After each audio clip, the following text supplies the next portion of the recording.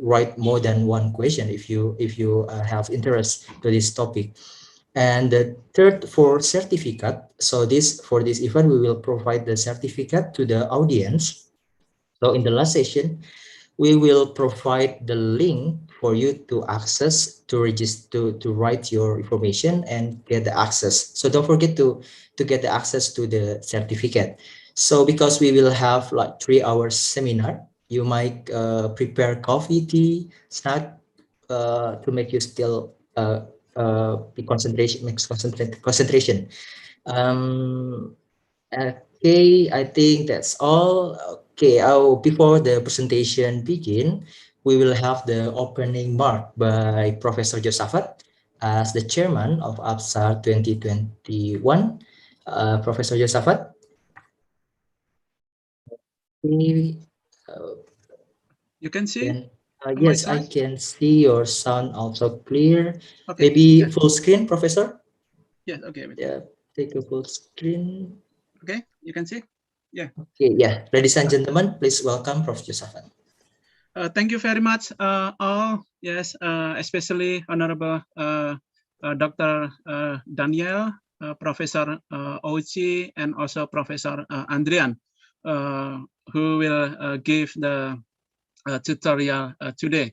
Yes, today is a part of this pre-conference of our the 7th Asia Pacific Conference on Synthetic Aperture Radar 2021. Yes, this symposium will be held in Bali Island, Indonesia, on November 1st to 5th. Yes, and until right now is we already arranged the tutorial 6 of the tutorial, and then one of the symposium by the Indonesian Remote Sensing Society, and we also prepare right now is the Bunga Rampai. Bunga Rampai is like the short a short symposium that we want to collect the work of especially the Southeast Asian scientists, yes, to prepare the books, yes, related the Southeast Asian remote sensing activity. Okay, this symposium is supported or co-sponsored by the IEEE Geoscience and Remote Sensing Society, GRSS, and yes, we arrange with the some chapter in Asia Pacific region, yes, especially Indonesia, Japan, Korea, and then China, yes, Australia, and also Malaysia, Singapore, yes, India, and also the from Guatemala and some of the South America. Yes, I hope even the COVID is very hard right now. It is very hard for us, especially me, yes, to arrange in the COVID condition. Yes, but I hope we want to make the final decision next September. Yes, for the full online or hybrid. Yes, and we want to hold in Kuta area. Yes, Kuta area is close to the Ngurah Rai International Airport of the Bali. It is a very convenient area. Yes, and I hope we can clear this corona issue. Yeah, and then yes, it is the important date, like we already mentioned in some of the reminding. Yeah, it is we still open the abstract and full paper until June 30. Yes, I encourage you, and please deliver this information to your colleagues, your student, and your friend. Yes. To join this symposium, and we arrange with the registration fee is I think is cheap. Yes, for all of you. Yeah, and I hope you can succeed this symposium. The symposium is actually focused on the synthetic aperture radar field. Yes, but we open when we also consider another technology that we can combine for the synthetic aperture radar. And then we want to start also some competition. It is supported by the IEEE instrumentation and future technology, and where I'm as one of the leader of the IEEE GRSS IFT, and we want to do the competition of the UAV, yes, especially in the future instrumentation for the UAV.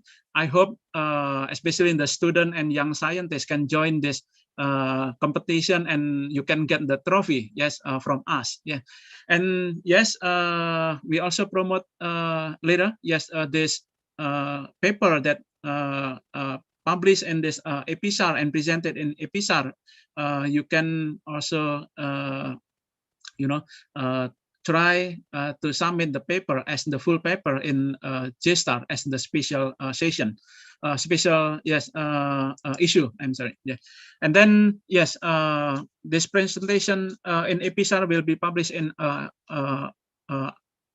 iExplorer. Yeah, it is I think it's for especially from the Southeast Asia right now is they consider from the Scopus. Yes, it is also included in the Scopus. Yeah. Okay, and the deadline is like shown here. Yes, the deadline for the full paper is June 30. It is still open. Please don't be worried, and then please submit as soon as possible. Yes, and the notification is August 1st, and then deadline of the early registration is August 31st, and then final paper is September 1st. Yeah. Okay, this is, I hope you can, submit some paper to this symposium. Yeah, and then it is some of our activity with the, is some expert in the, especially in the synthetic aperture radar. And today, Dr. Daniele from Sarproz, he will introduce about the application of the interferometric SAR, and also Professor Ouchi, the expert in from the system and image processing, and also Dr. Andriyan, who graduated from Professor Hirose, yes, of the Tokyo University. He will talk about the compressive sampling in radar imaging. Okay, thank you very much, and I hope you can enjoy this tutorial, and then of course, I'm waiting you in the EPISAR 2021 at Bali Island. Yeah, thank you very much, and I'll give the time to Dr. Anja. Thank you. Yeah. Thank you, Professor Josaphat. And yeah, there's some many reminder for us, and also the update, the APSA 2021. So maybe we can continue to the first session, and Dr. Daniele Perissin will deliver the talk. Dr. Daniele, maybe could you Yes, I'm going to share. Yes, screen sharing, yeah. To share my screen. Okay.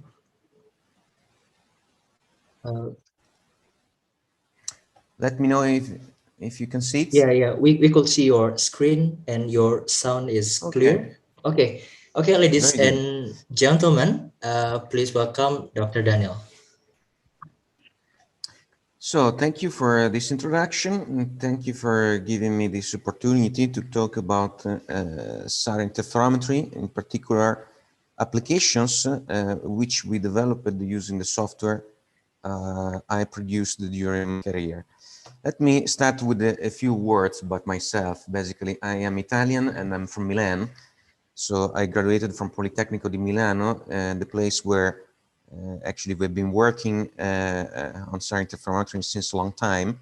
Then I spent 4 years in Hong Kong at the Chinese University in the Institute of Space and Earth Information Science. And then 5 years in United States, working in a geomatics department. And after all this, basically, I am now focusing totally on the development of software tools, in particular Sarproz, for doing SAR interferometry. Basically, I mentioned this because it's interesting that, let's say, in my career, I had the opportunity to look at this subject of interferometry from many different standpoints. Yes, applications, developments, so from the engineering point of view, but also, you know, working together with experts from different fields, like geologists, geophysicists, engineers, who then used this technology for analyzing many phenomena. Anyway, basically what I've done in all these years is developing a software that is called Sarproz. Now, more than actually 3,500 licenses are everywhere in the world. I co-founded a company which is now commercializing the software, and we have, let's say, collaborations basically everywhere in the world: Europe, China, India, Middle East, North and South America.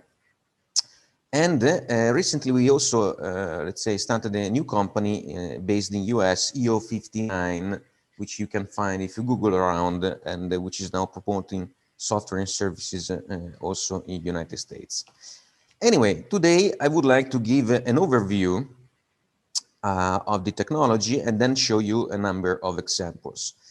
So basically, you know that all of this is based on synthetic aperture radar. And even if SAR can, let's say, be produced placing antennas on different platforms, today we are going to focus mainly on satellites. Even if, you know, from this point of view, we have done some works also with SAR on airborne, on aircrafts. And we did also several things with ground-based instruments. And actually, we're going to expand the software also for this application. But anyway, today we'll focus on satellites flying around the Earth and taking pictures with microwaves like the one that we see here.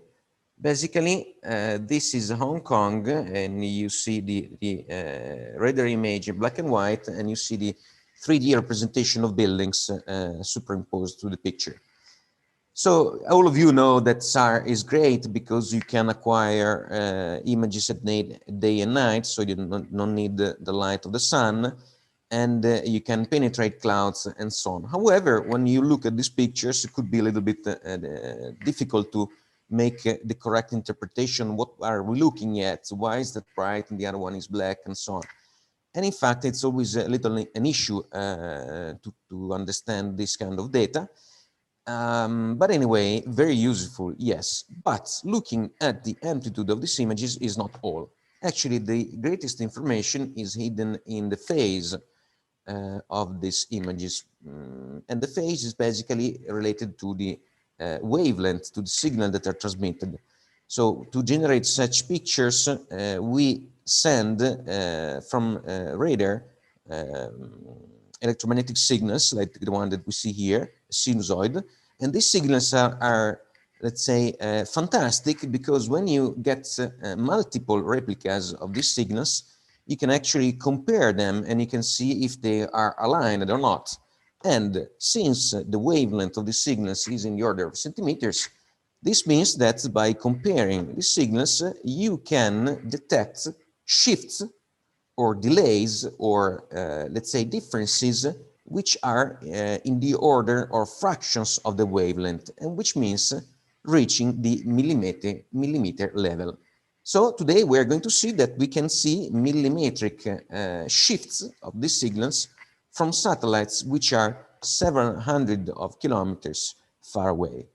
And this is done through interferometry. Interferometry is basically the technology which allows to detect these slightly little shifts from radar signals. The idea is basically that you get one picture of the ground from the satellite, then you get another picture from the ground, and then you compare them. And when you compare these pictures, you generate these interferograms, which are this kind of interference patterns between the images. And these interference patterns can actually highlight, can show us lots of information of features on the ground. But let's see an example so that we can understand better what we're talking about. So this is a radar image of the desertic area in the Middle East. And so here you see the desert, and you see basically, okay, let me see if right here. So I have my mouse, and I can show you, this is a city, and here we have mountains. Actually, this is the desertic area. What we see here is the amplitude of this image, which is more or less 50 by 50 kilometers. And then if you take two images and you generate an interference pattern between them, you're going to see these colored features. These colors are, and this is what we call an interferogram. And these color patterns show the shift between the waves, between the two images. And you can see that we have some features, some signals, some alternation of colors here. If you can see my my mouse, the pointer of my mouse. So this is a mountain, but also you see this very dense patterns of fringes. We call fringes, this alternation of colors. This is actually where an earthquake happened. So where the ground moved, caused by an earthquake. And the patterns show basically that one side of the city came up and the other side went down. So this is the movement caused by an earthquake. We can see this from the space. And how much is this? Each of these fringes corresponds to half the wavelength, so in a few centimeters. If you count how many alternation of colors here, you can discover that the ground here moved something like 10 or 15 centimeters. Great, so this is interferometry. This is very nice. We can see many, we can generate lots of these nice pictures of the ground. This was discovered a number of years ago, at the end of the last century, in the 80s, 70s, 80s, so when the first interferograms were done. And let's say people saw a lot of potential in this technology. However, later on, it didn't really develop much, let's say, before discovering what I'm going to tell you now.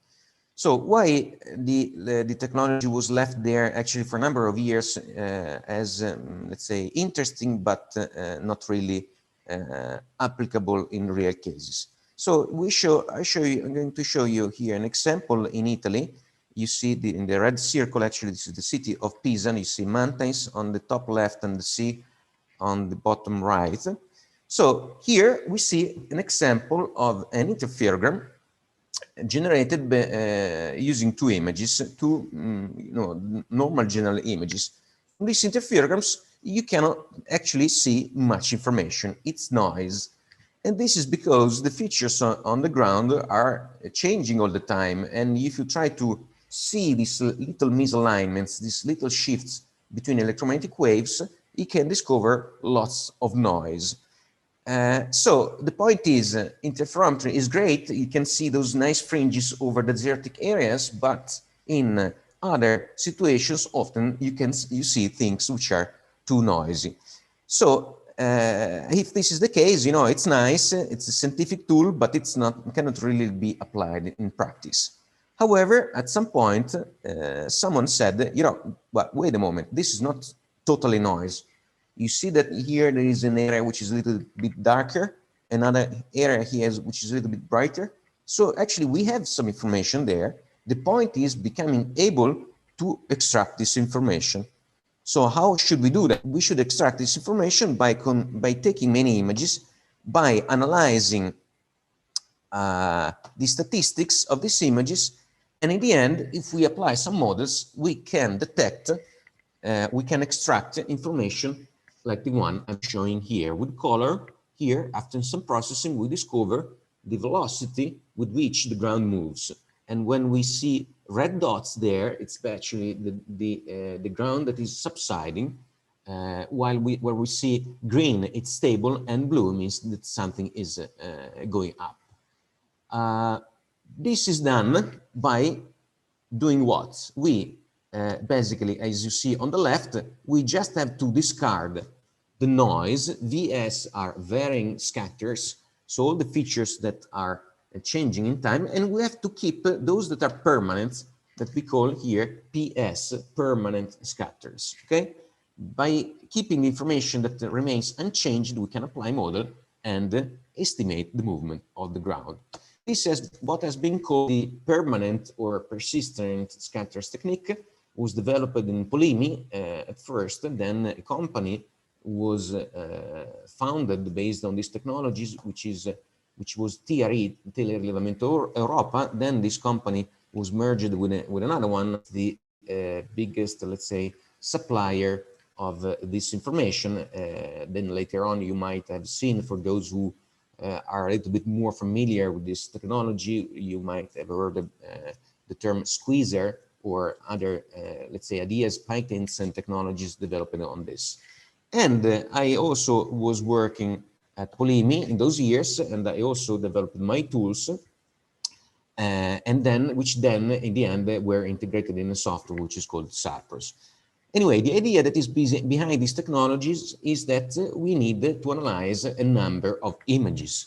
That's why it's also called time series analysis, because we need a number of images so that we can generate statistics, and we can analyze pixels on the ground, and we can analyze and discover what is actually keeping consistent in time and what is changing. So we need many images, we need to analyze pixels with the statistics, and in the end, we also need to apply models. What we see here is a formula describing different components of the interferometric phase. The interferometric phase, which is what we said, this misalignment between waves, is sensitive to a number of things. One of them is the movement of the ground. Another one is the topography of the ground. And then we also have a phenomena, which is the fact that the waves are delayed by the atmosphere, by the water vapor in the atmosphere. So that the phase, in the end, this misalignment between signals, is also sensitive to the amount of water vapor that is contained in the atmosphere. In order to detect movements of the ground or the topography of the ground, we have to estimate all these components and properly, let's say, compensate. But let's see an example of products that we can extract from this data, from analyzing time series. Here we see a number of dots, colored dots. These colored dots is what we call usually PS, persistent scatters or permanent scatters. And you see them in the top in, let's say, planimetric coordinates. And then you see another number of pictures which are at the same points, but displayed in 3D.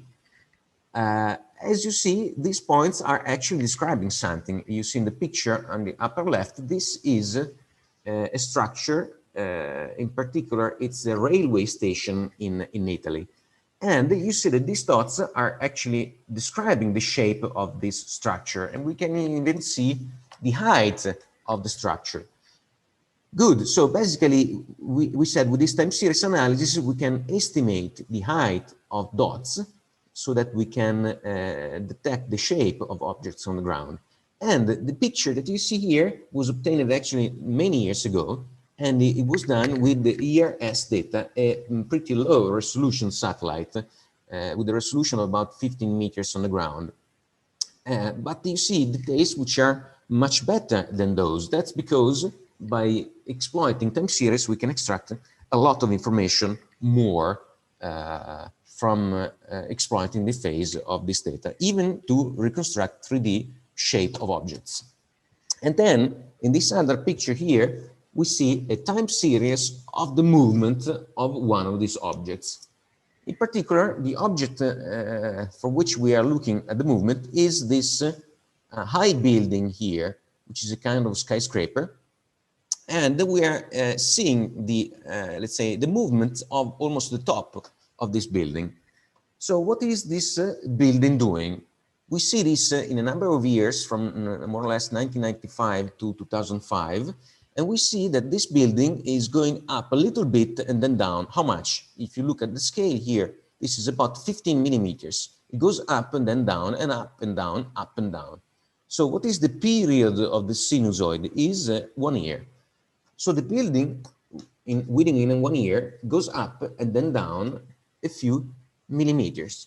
What's that? Basically, this is the thermal expansion of the building. When it's hot, the building is taller, and when it's cold, it's shorter, and it's going up and down all the time in this way. This is what we can extract from SAR, from satellites, by analyzing the phase, in particular phase time series. So we need a number of images, we can extract this movement. Can you understand it? From 800 kilometers, we see the millimeters of objects on the ground, and in particular buildings. Great, this is the PS technology. Now, we are going to see a number of applications of this technology and all the, let's say, features that we can detect and analyze from the ground. We're going to start from an example in Shanghai, obtained with Cosmos SkyMed data, data that are acquired by an Italian constellation of X-band satellites.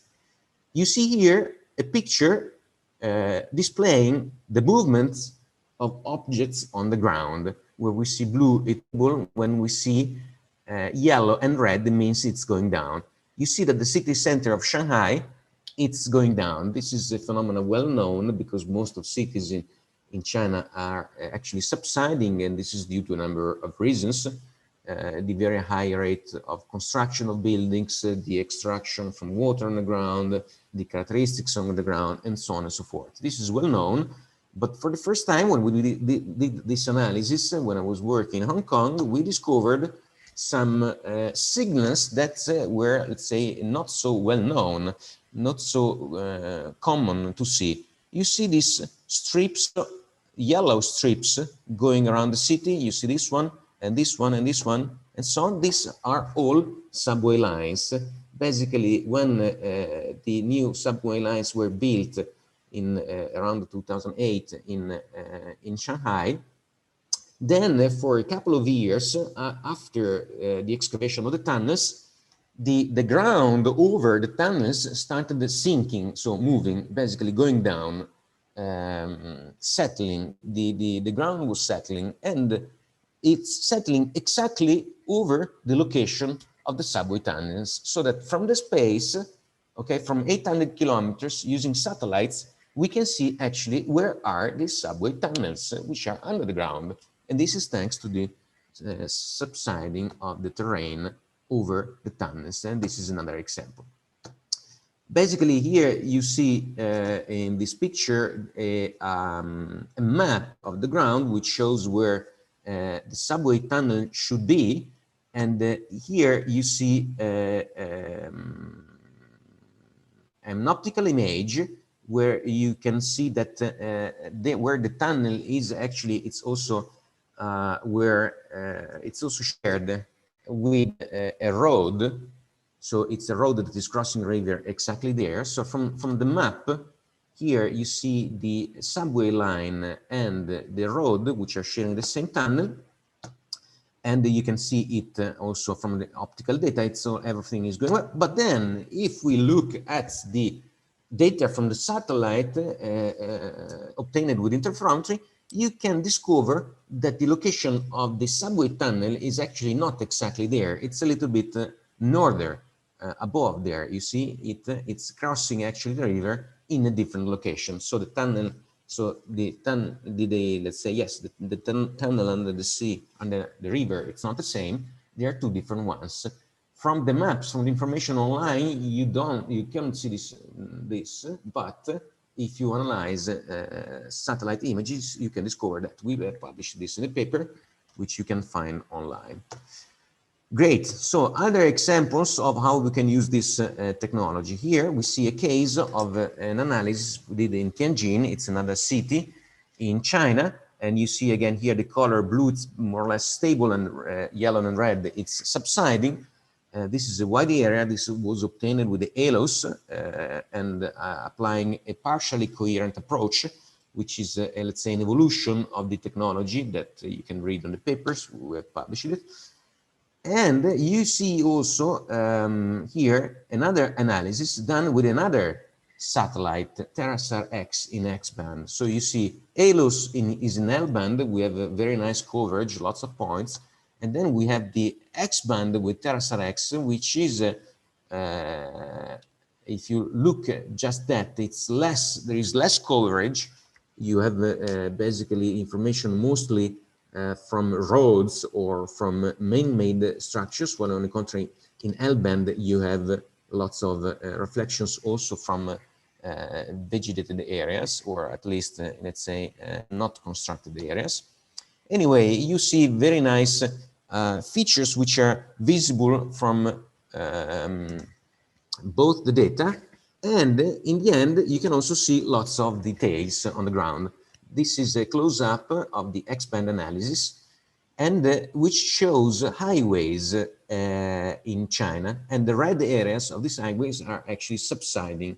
So you can use this technology to detect movement and the instability of infrastructures, and you understand that when this is applied to highways, which are very expensive infrastructures, highways or also railways, this becomes very useful, you know, to keep knowing if they are stable or moving.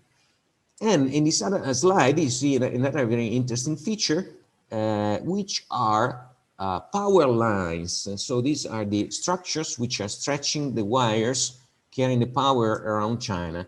And you see almost the 3D shape of these structures.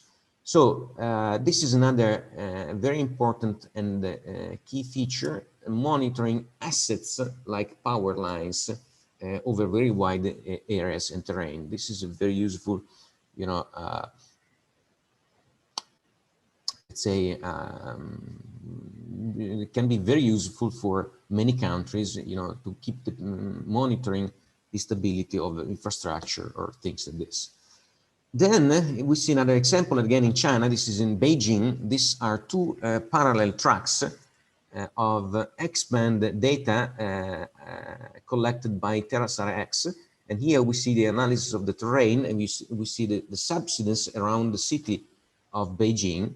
And you see how nicely this is actually depicting the substratus of the of this area, of this terrain, where you see actually red means going faster, and then you have these kind of strips of yellow signals. This is all, let's say, highlighting the type of ground, where if more stable or less stable in the area around Beijing. This analysis was done, this is a pretty big movement, and was done using some nonlinear approaches. Then let me show you also some results we got in Hong Kong, again, when I was working there at the Chinese University, because we approached the government there for showing them how this technology can be used to monitor buildings. So here we see a nice 3D representation of objects on the ground obtained with the time series analysis with the TerraSAR X data. And here we see an example of subsidence that we detected that was, let's say, unknown. The government was not aware of the subsidence here affecting a newly built highway right before entering in a tunnel in Hong Kong. So basically, we detected, we have shown them that you can estimate movement of things on the ground, even if you know, you didn't place any instrumentation there. So if you are not expecting movement, usually you don't do measurements, but the satellite is taking pictures of everywhere on the ground, so you can create archives and see and discover movements also in areas, you know, where you were not expecting them. For the Hong Kong government, actually, we did also some works, that is installing corner reflectors for making some experiments to prove them that we can actually see all the movements of things, let's say, movements of objects on the ground when they are reflecting signals. So here you see pictures of corner reflectors that we installed, and you see the locations on the ground, and you see the relativity on radar images. And then you see the outcome of this analysis. Basically, some government officer was moving the corners up and down manually, and we were looking at the data on our computers, and then we cross-checked their measurements with our InSAR time series analysis, and we found a pretty nice agreement within a few millimeters. Just at the end, we had the shift because of some horizontal movement, which anyway they were not aware of, and this was very useful for them. But then we can monitor other infrastructures using this technology, like dams. And here you see a nice example of a dam in Hong Kong. You see this dam, actually it's pretty unusual because it's separating two different water bodies. On the left, we have the sea, and on the right, we have actually a man-made artificial, let's say, water collector, which is actually collecting the rainwater. And exactly for this reason, the level of the water in this basin is changing a lot all the time. So we try to estimate the movement of this dam, and we started seeing these strange features, nonlinear movements that we couldn't explain well till we, let's say, started cross-checking them, correlating them with the level of the water in the basin. So in the lower plot, you see the level of the water, which is changing quite a lot in this basin because of the rain seasons. And in the upper plot, you see phase values coming from our analysis. The pretty good correlation that you find from the two information shows that actually the dam is moving back and forth depending on the water level. In other words, this is like hydrostatic pressure. When the water level is high, then the dam is pushed out, and then when the water level is low, the dam is moving back a few millimeters, but visible from satellites. Here we see another nice example of movement. This time it's a high building, again in Hong Kong. And this is the picture of the building, which is a hotel actually close to the Chinese university where I worked for a few years. Basically, from the dots there, you can see blue means stable, so the ground around the building is not moving. But then you see the building is actually moving in a kind of, let's say, increasing way, not on the bottom, but more on the top. This is caused by a very slight tilt of the building, just a few millimeters, which was actually due to the stabilization of some pillars of the construction. These few millimeters were detected from satellites, again, using this technology. So pretty well job. But then let me conclude this Hong Kong, let's say, overview of results and applications with a nice example that was obtained on a building that at some point collapsed. So this was a tragedy that happened in Hong Kong in 2010. Suddenly, at noon, a building simply collapsed, killing 5 people. So when I did this work, the question that I was trying to, to rise and to pose to the community was, but can we use this technology to prevent these disasters? So the point is, can we see from satellites if some building, some structure, some infrastructure is moving before disasters like this happen? And so let's see together the, the outcome of this work. So basically, we see here a picture where we observe the radar image on in Google Earth on an optical background.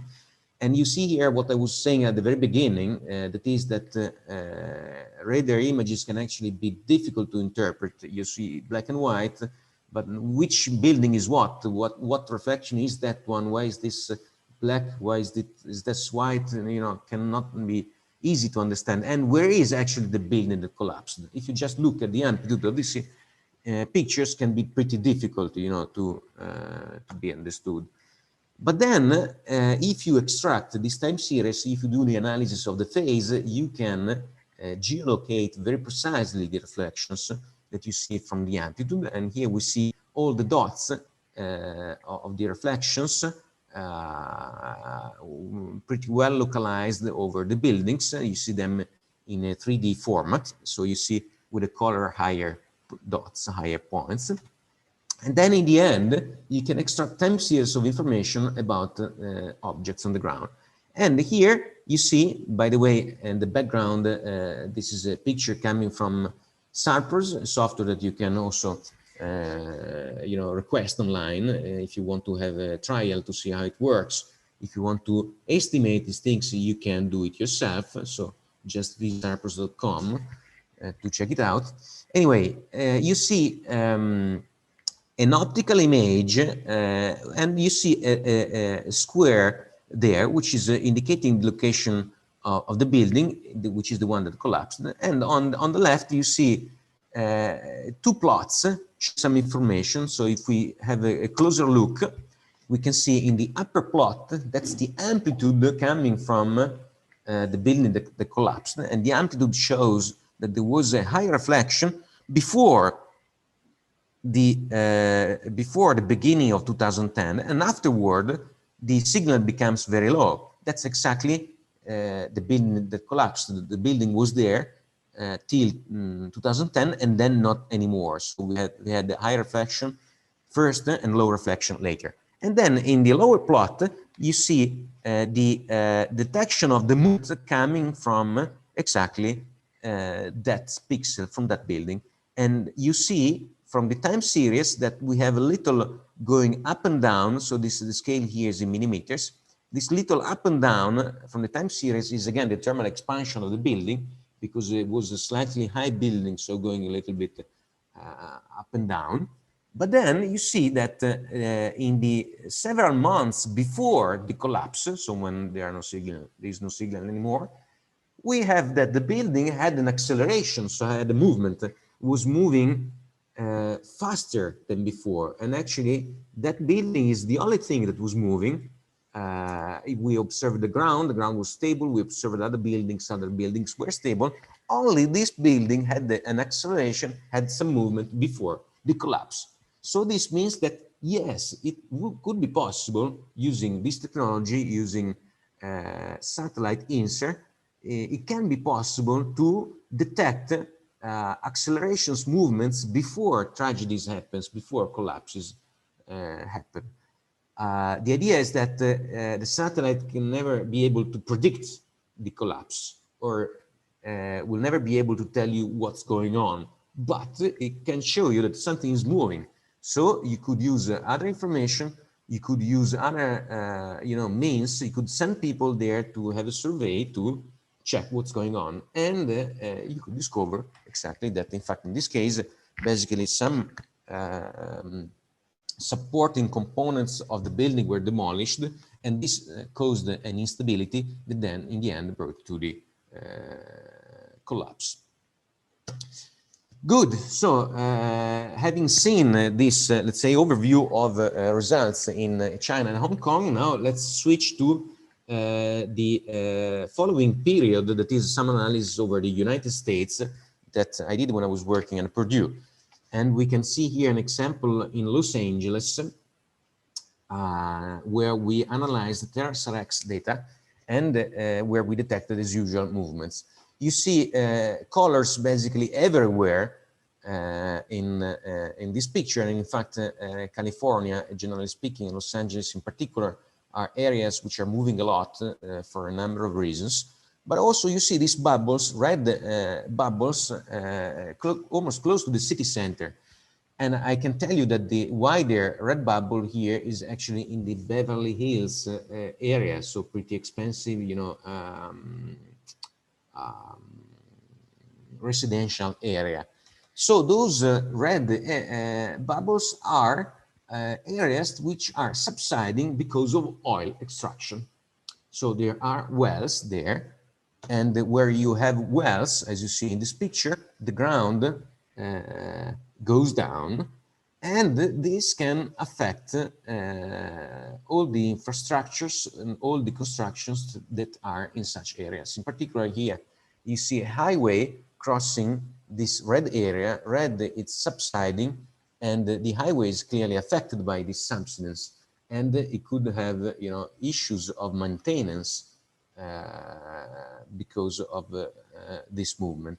So we tried to use all these outcomes and results, you know, to approach the government there, when, in particular, when I was working at the university. But now, later on, so we decided to switch to a different approach, and so we founded a new company, EO59, which is in US, you know, trying to exactly provide these services for a number of entities, government, and also private entities. Then let's see just a brief interferogram, brief example of the analysis of an earthquake that happened again in California, this time close to the city of Napa. And I'm showing you this result just because it was obtained with one of the first sent images. So this is an interferogram, and you see in the upper area close to Napa, you see a number of, let's say, higher frequency fringes, and these fringes are exactly highlighting the earthquake that was there.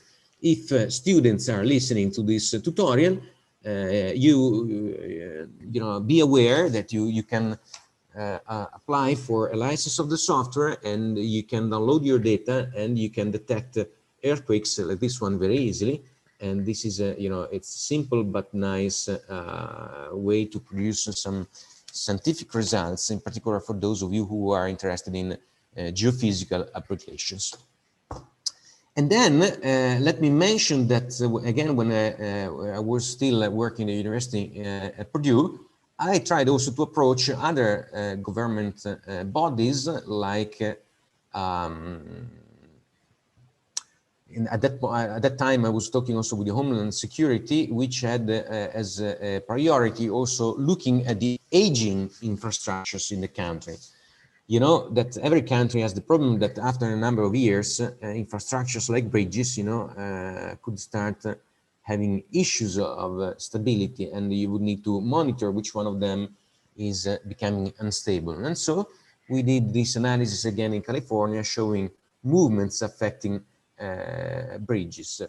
Unfortunately, sometimes, you know, priorities change, and so infrastructures were a priority with let's say a certain you know, management of the country, but then they changed the ideas, so in the end this didn't work. Anyway, again, as I said before, now we are back in US to, you know, provide other let's say services, and this is a much better approach than what we had before. Anyway, let me see here a very nice example of another bridge. This is actually in Hong Kong. You see in the picture here, and again, seeing in the background Sarproz software. So you see a bridge, which is a long structure, and which you see dots over that, and you see red ones here, and then green and blue. So what is the color representing here? This is not simply movement. This is the correlation of the movement with temperatures. So again, this is showing the thermal expansion phenomena. But in the case of the bridge, the thermal expansion is not happening like for buildings where the building is going up and down vertically. But in the case of bridges, which are long structures horizontal, this is kind of letting, you know, the two sides of the bridge be expanded in this way, and so that you see one side of the bridge which is approaching the satellite and the other side which is going away. That's the reason why it's blue on one side and red on the other one. And on the right, you see time series, where you see this feature going up and down, again, thermal expansion, moving with the temperature. And in the lower plot, you see a time series that looks almost totally noise, but in fact, it's a very clean series. Why it's looking totally noise? Because of the huge expansion caused by these thermal elongations. So this is to say that when you analyze time series with interferometric techniques,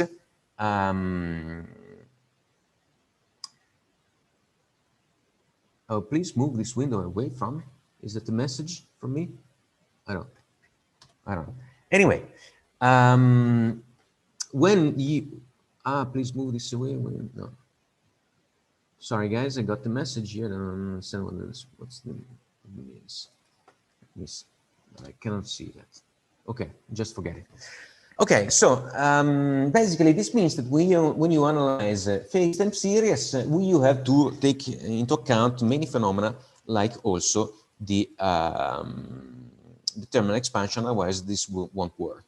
Here we have another example of a bridge. This is an interesting case because in Italy, this is a bridge that collapsed, killing lots of people. You might be aware of it, the Genoa Bridge. And this is an analysis done by Pietro Milillo, who was working at JPL at NASA using Sarproz.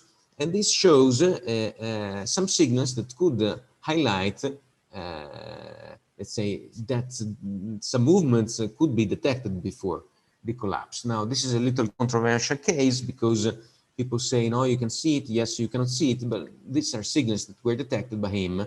And it would be very nice to. But let me say that these things could be seen because, let's say, with Sarproz, if you will be interested in applying this technology, you will discover that it's a tool that allows you investigating things in detail. While many standard approaches cannot see these signals, you can see them with a tool that allows you to do a deep analysis. Then let me show you some other nice pictures. This is related to another dam. This is the Mosul Dam in Iraq. So here we see that the dam, actually this is another interesting story because this dam needs a constant maintenance because of the nature of the terrain surrounding the dam, which can be diluted with the water, so it needs a constant continuous regrowing in order to be kept stable and maintained. And when the ISIS conquered the dam, the maintenance was stopped, and this was visible from the time series that we detected over this dam. So stable before a certain date, then a movement happened when the maintenance was stopped. But then the dam was taken again and put back into regular conditions. But again, all this information were detected from the space. Now let's skip this and let me show you another application of InSAR time series analysis, which is monitoring mines. In particular, this is the Chiquicamata mine in Chile. And here a picture of the mine. Think that this is the biggest open pit copper mine in the world, and it's 3 kilometers long, it's 2 kilometers wide, it's 1 kilometer deep. And here is a picture of myself, and you see, if you can see the little dots that are down there, these things are actually, let me see, like that one. These things are these huge trucks. Actually, this truck, it's a small version, because it's an old one. The new ones are down in the dam, so in the mine, so I couldn't see them when I went visiting this dam. But anyway, here you see the proportion. So we did an analysis of this mine, and here we see the topography surrounding the mine. And when you see red and blue, basically these are areas which are where the material was dumped or where the material was taken away. So very interesting to see how the features were changing down on the ground. And here with the color, you see the movement of the dam, and you see blue means stable, and the yellow and red means subsidence. This is one side of the mine, which is subsiding a lot. Clearly, then this technology becomes very useful in these cases, and that's why also let's say the geomatics office of this mine decided to acquire the software to do the monitoring and to detect the movements down there on the ground. So mining activities can be monitored again from the space using SAR interferometry. Let me now show you, before concluding, I'm almost at the end, the last few minutes, let me show you an example of a landslide. This is a landslide monitored in the United States by EO59, this new company. And also you see here a different visualization tool. This was developed by EO59. You can also go Google the name, and if you want, you can request access to analyzing the to view the time series analyzer tool, and you see here arrows that are indicating that here different satellites are used ascending and descending. And so here you have time series coming from ascending and descending data. And then also you see shorter time series, which are corner reflectors, which were installed there. These data were taken from Sentinel images. And then let me show you in the last few slides also airports. This is an airport in Rome, detected, analyzed with its Cosmos SkyMed data by another company, which is using Sarproz. It's a Nazca company in Italy. And you see red substance again and green stable. And you see very nice, very little detailed features. So this is again caused by the terrain. Sorry, I couldn't hear you well. No, Dr. Daniele, I think it's you can continue. Okay, so just a few minutes and I'm done. So this is an airport. This is another airport with a 3D visualization, and again, this was done by EO59, and which is also providing this kind of 3D tools.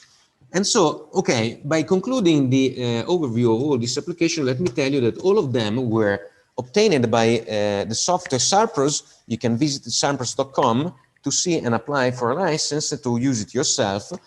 The software is actually coming with a graphic interface, so it's pretty easy to use also for newcomers, and that's why lots of students are using it to learn interferometry. We are also delivering courses online. A course is going to start in like about 10 days. So now it could be a little late if you guys would like to take this one, but you could write an email. You can find information about courses both on sarproz.com and on eo59.com. And you could, book a registration for the next edition of the course to learn using Sarproz, to learn the technology in detail, and to learn doing the analysis as you have seen there. And here you find my details. And with this, I conclude this talk, and I thank you for your attention. I don't know if you managed staying awake all this time. It's not easy to follow people when talking live, but this is the situation we have. Anyway, thank you for this.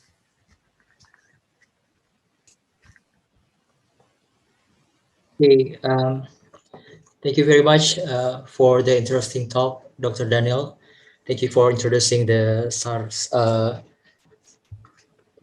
And I'm very happy to see like how 19 years Sarproz application contribute to the SARS applications.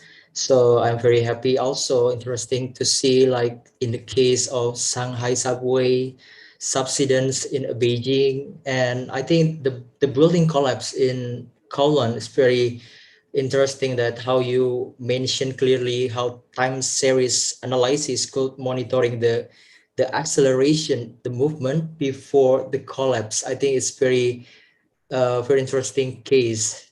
So yeah, maybe we can continue to the question and answer. So let me check. Okay, we have some question. First question, how from the audience, how to mitigate the atmospheric artifact in the term of time series processing, specifically how Sarproz do this case. Yeah, maybe okay. Dr. Dennis. Okay, so this is a very technical, specific question, Yes. and this takes a couple of days usually when I give courses to explain how this is done, so that you can apply it properly. But to say it short, basically, Sarproz is modeling a number of things, a number of components of the interferometric phase, and then it's subtracting all these models after estimating them, and residuals in space are considered as atmospheric delay. Actually, the discussion is much more complex because there is a variety of cases, and you can use different approaches and techniques to do it. But the idea, in short, is that you need to create models. You have to estimate parameters of these models, and in this way you can, let's say, isolate the atmospheric component and in the end estimate it. But in Sarproz, all of this is very, let's say, clear, and you can, follow all the steps that are done by the software, and you can, in the end, also evaluate the atmospheric disturbances, or you can export them and you can compare them with other information. Okay, this maybe we can continue to the second questions. The second question is there any open access SAR data such as Sentinel-1 supported by Sarproz? So, yeah, maybe you already mentioned Sarproz that. support, yes, all satellites, all things and whatever, so you can easily use it and get your data from wherever source. So no need to pay for any images. Okay, that you mentioned that we can access your Sarproz applications. Could you remind again, like how the step by step we could install, and like how long for the first term to apply this? How long for the first? So anyway, like to apply it, just visit the web page. Just visit the web page, and you will find a form which you can fill, and you can get a copy of the software. Usually, to students, we give by default 3 months time, so that they can play without that. Yes. So yeah, I think this. After that, the matter has to be discussed. Because let's say, we try to support students as much as we can. This is also, taking time and resources. So at some point, we also hope that some institutions, some research centers, whatever, will also acquire licenses. In that case, would become much easier, to support students. Hey, thank you very much for this opportunity, Dr. Daniel. And I think Prof. Josafat, sorry, are you here? Okay. Okay. Yeah. So I think we could finish this session, Prof. Jo. So to complete this session, I would like to asking Prof. Josafat to give the certificate to Dr. Daniel and Burika. Could you show? Okay, I Daniel, think it is the custom in Southeast Asia. After the finish of the tutorial or presentation, we deliver the certificate. Yeah. Okay. Yes.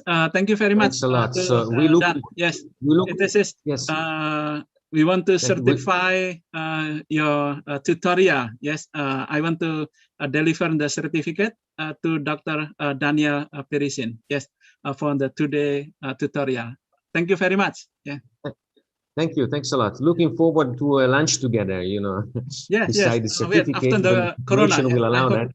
Yeah, we can invite you. Yeah. Thank you very much. Yeah. Thank you. Yeah, thank you very much, Dr. Daniel. You can. I'm going to read. Yes, you can still hear if you want to continue, or if you have another activity. Yes. I do. So, take care, and in any case, write me if you need anything else. Bye-bye. Thank you. Bye-bye. Okay, let's see to continue our session. The second speaker, we will have Prof Kazuo Ouchi. Can I,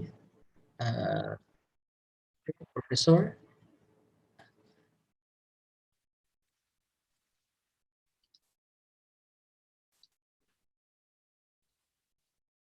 Professor Kazuki, sorry, are you here? I will check first.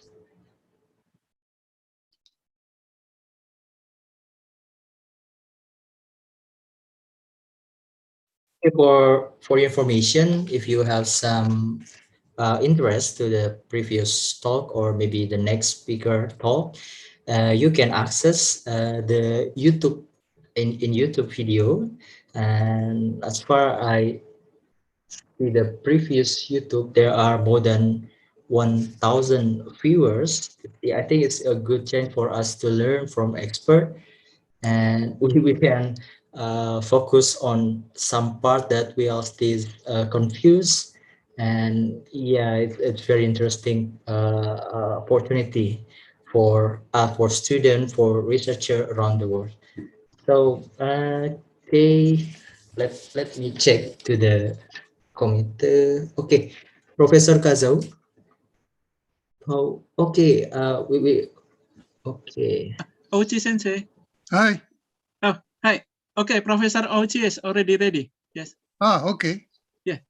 Okay, Professor. Shall Nice. what should I use? Okay. PDF file? Could you share your screen?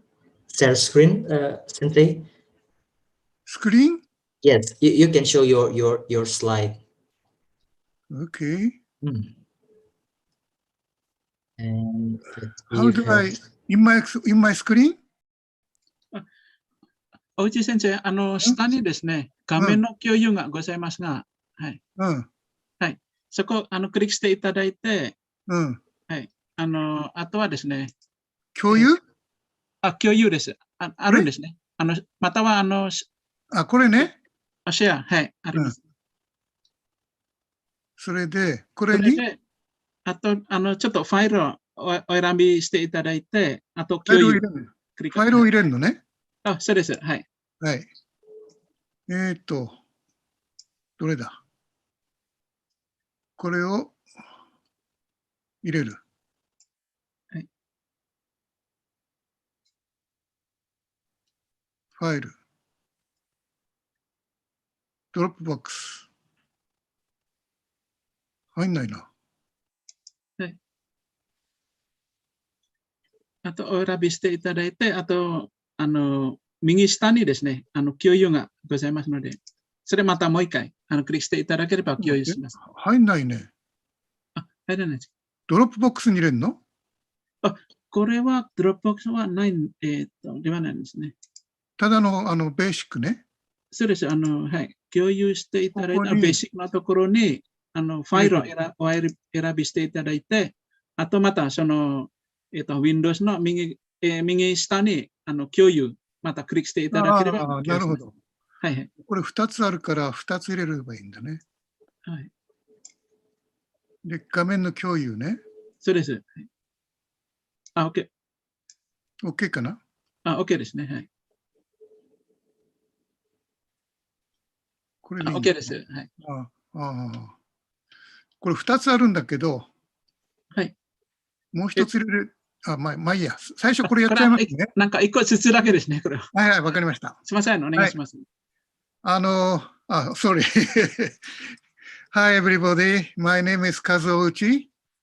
And I was asked by Yosafat Sensei, Professor Yosafat, to give a brief note on synthetic capture radar as well. So, just a minute. Okay, that's better. Yes. The ship detection and classification by synthetic capture radar contents first background, then a brief note on how synthetic capture radar makes images. Then ship detection algorithms and examples, followed by ship classification with examples, and conclude. Right, background. Come on. Okay, the purpose of this ship detection and classification includes ship navigation support and monitoring of ship traffic. Then monitoring of fishing activity, like this, like this one, fishing activity, and detection of distressed ships, then detection and identification of illegally operating ships such as pirates, smuggling, and ships responsible for oil dumping. Others associated with MDA, that's Maritime Domain Awareness. Let's look at this one, passenger ship Seoul accident. Now the passenger ship sank here, and we cannot see it, but there are some ships around here. And the other ships are in A, B, C, and D, around here, D.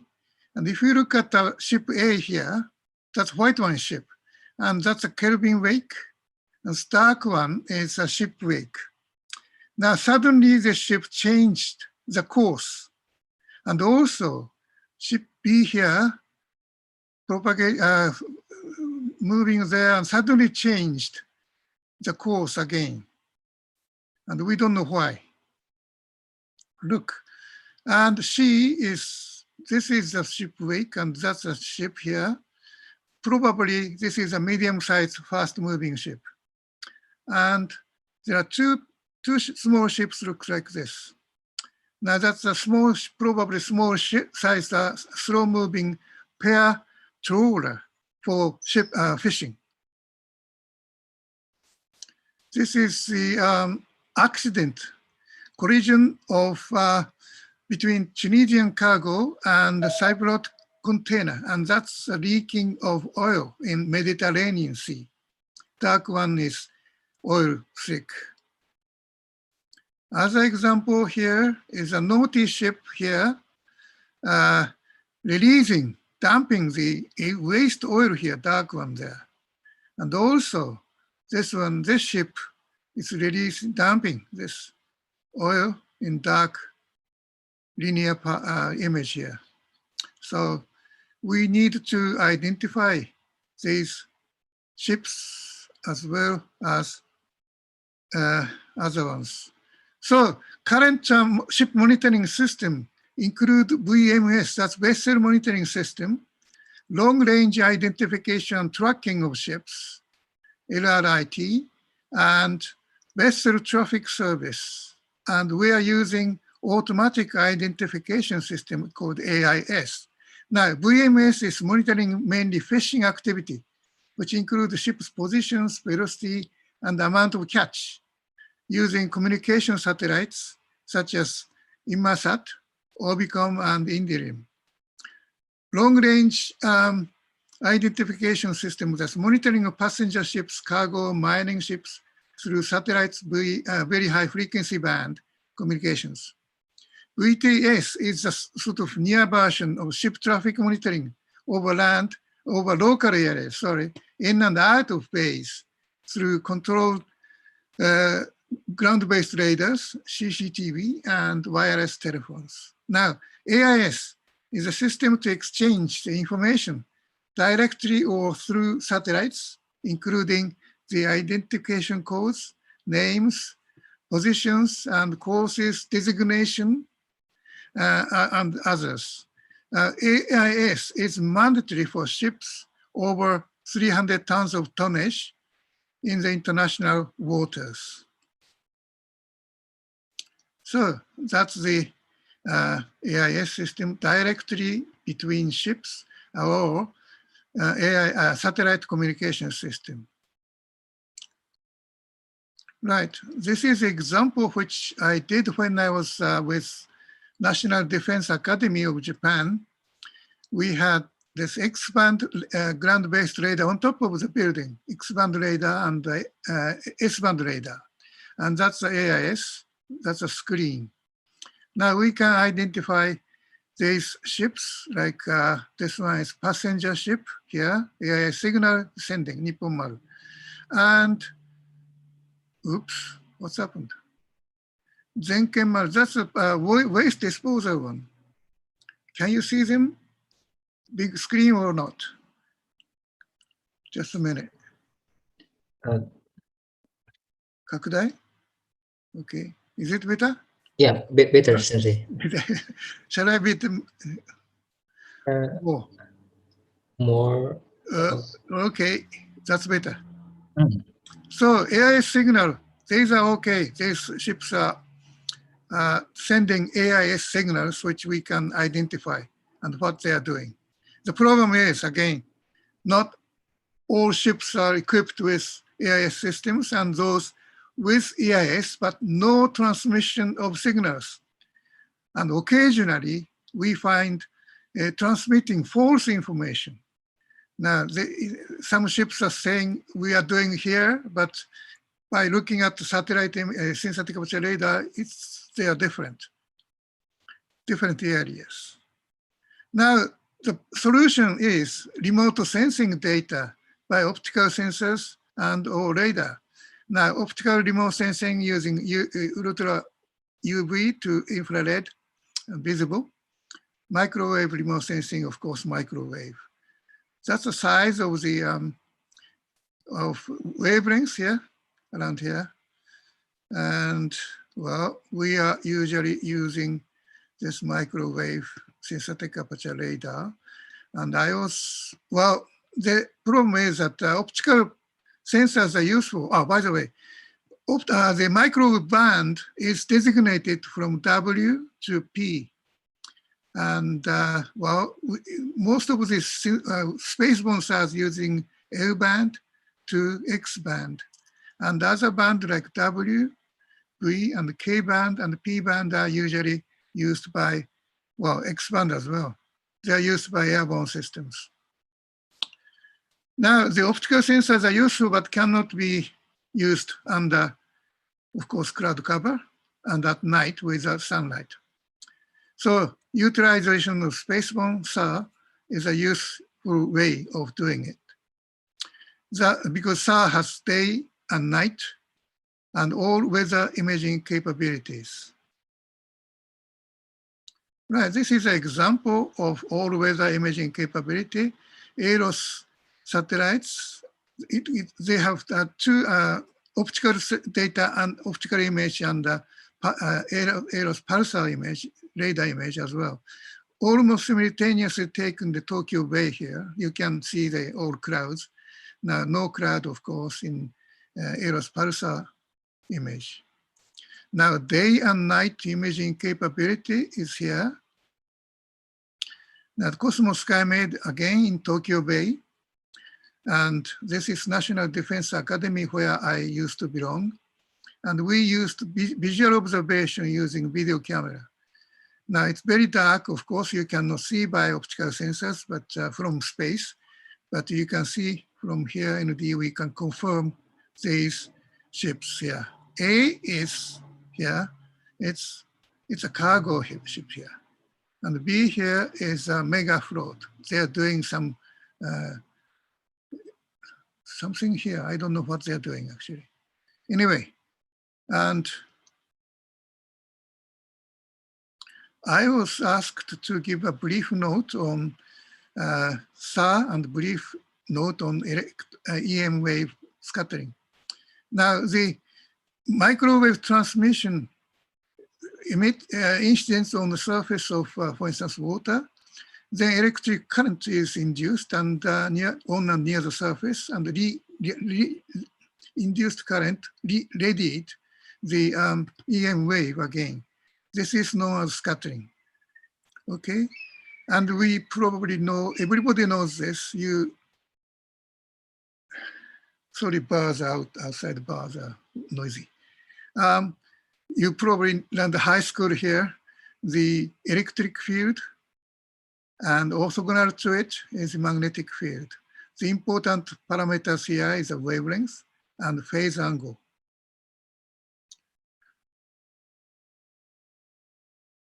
Went too far.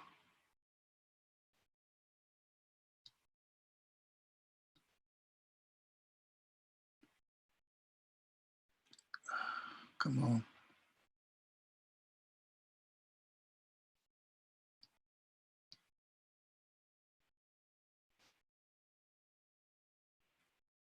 Okay, the first synthetic aperture radar in space is called Quell. That's US National Sugar.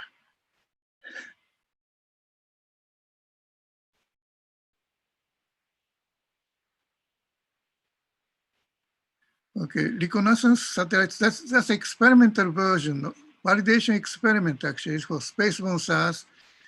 It's lower resolution compared to airborne SARs, but they wanted to know whether it can produce images of high quality, penetrating thick atmospheric and cloud cover. That's the actual image. Then first civilian spaceborne SAR is a CSAT SAR. L-band SAR on, oh, sugar. Sorry. Professor, I think it's okay if just in the a normal view. Okay, sorry. Now that's a CSAT satellite contains three main instruments, SAR and altimeter to measure the surface surface of the sea, scatterometer, that's wind vector. And that's actual SAR image in the Scotland. If you close up there, lots of waves you can see there. Anyway, after that, we had many spaceborne SARs starting ALMAS, that's Russian. And the red ones is currently working. And also we have shuttle-borne, airborne, and UAV-borne synthetic capture radar. Now, shuttle 81, by the way, NASA did experiment with shuttle-borne SAR. Now, they don't do it now. Environmental Michigan satellites, they expand. And these are the one which in Japan we have PISA-2, L-band and expand. And Lynx and UAV SAR Global Hawk, these are the UAV-borne SAR. Well, geometry of SAR system. The radar propagation direction, that's azimuth direction and ground range or range direction here. You have to be certain about this. And the transmission, reception, receiver, then we process the image, raw data to produce image. Now, if we use antenna, sending antenna with a long pulse, that's a standard rectangular pulse, then this part of the return signals overlapped so that we cannot see, we cannot resolve two images. Now, if we use a short pulse, then of course we can resolve the two targets. Now, for spaceborne SARs, the electric power is supplied by the solar panel, and it is difficult to produce high power of short pulses. So we need to do something else. So fine range resolution is given by pulse compression technique. Pulse compression is a technique to achieve high resolution using a long frequency modulated pulse, FM, and applying appropriate signal processing to receive signals. Now, this is also called chirp pulse. Chirp means that the bird changes the frequency in time. So pulse compression uses longer, and the longer the pulse becomes, the higher the resolution becomes. This pulse compression is used by all SAR systems and many conventional radars. Now, fine range resolution pulse compression technique is that if we have a point target receiving this sort of signal, same transmitted signal, then we have a reference signal here. And we correlate with two signals, depending, that's a correlation, then measure the overlapped area here. Overlapped area is very small, so output is small. As the reference signal moves and it matches to the received signal, this becomes strongest, highest output here. So that's what we get, very long pulse and short, very fine image of point target. That's actual target image here.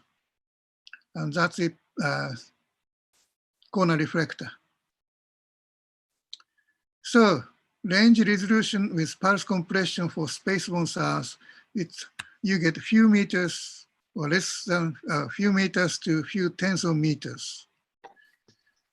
Azimuth resolution with narrow beam.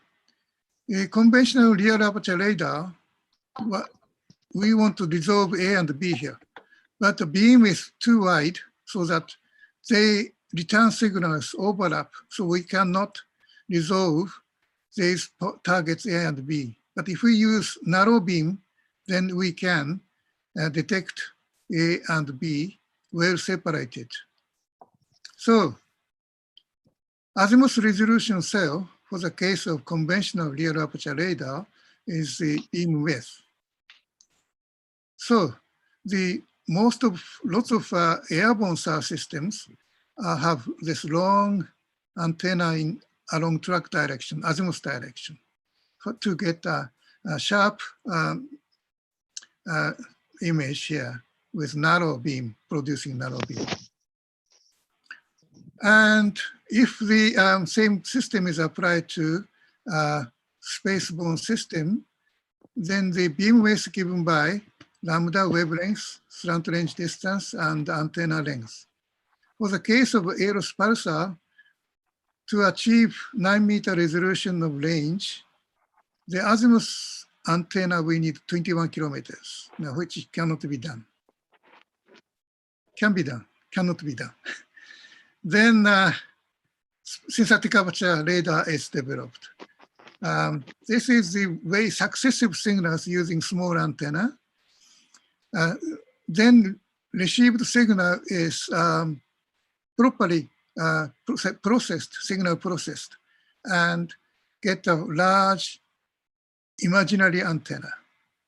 So that's why aperture is synthesized using small antenna. So this is equivalent to ground-based array antennas using this sort of antenna and using this, combining this return signal and make a imaginary large antenna. This is developed with Carl Wiley for the bed spring antenna, the current array antenna, using a single moving antenna like this one. So two-way return signals in azimuth direction.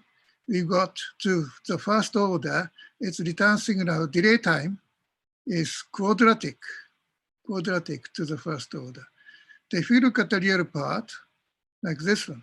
Now, this is the same as the chirp signal, double-sided chirp signal here. So we can use the same processing system like a chirp to get a fine resolution in a range direction. That's a synthetic aperture synthesis. So the SAR image formation process looks like this. Now we get raw data. This is not an image at all. Now pulse compression to get fine range image here. In range direction, you get image. Azimuth direction, it's not yet fine image yet. Then we use aperture synthesis, get to the image like this one. This is Mount Fuji, by the way. So you get a two-dimensional image from a point target here. And this is a 2-meter corner reflector. And this is 0.6-meter rectangular corner reflector 3 here. That's when I did it when I was with Kochi University of Technology. Now, SIP detection is next one, which I have to close this one. How do I close this?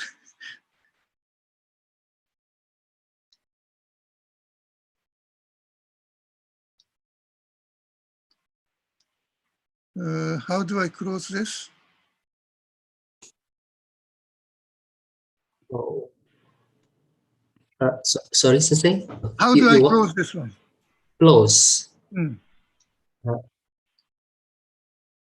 Maybe you can minimize your... Minimize. I don't know. I see.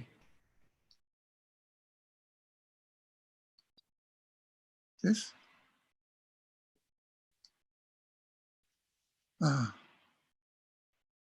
We got something here. Now just close it, yeah? Yeah. Close it. Then I need a, okay, I need a second one. Okay.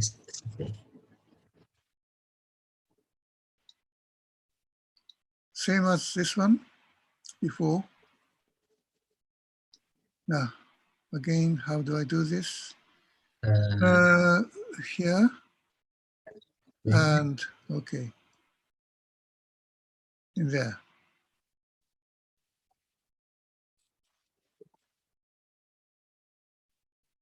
Come on.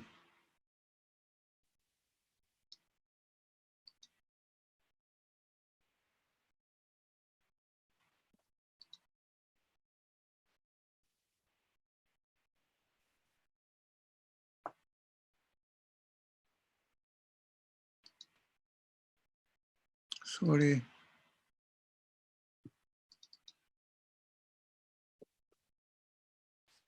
Gosh, I'm not good at this. How do you do this? Now we can see your screen. So maybe I see the PowerPoint too. Maybe just double click something. Double click. Double click. Yes. Should hope.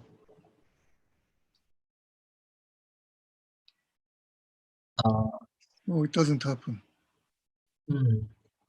What's happened? So I also have some difficulty because Japanese something. This one? Maybe Prof. Josafat? It's not this one. Are you here, I Prof? need this one to. 先生、その上になんか共有あるんですね。その上に。共有？はい。あ、ここね。そうです。はい。新しい共有ね。それになるかと思いますけど、ちょっとすみません。私もMac があんまり慣れてなくて。私、去年ね、島田先生のとこでやったんだけど、いまだにファインダーが入っちゃってんだよね。これはいらないんだ。なんか入んないんですよ、このパート2が。そうです。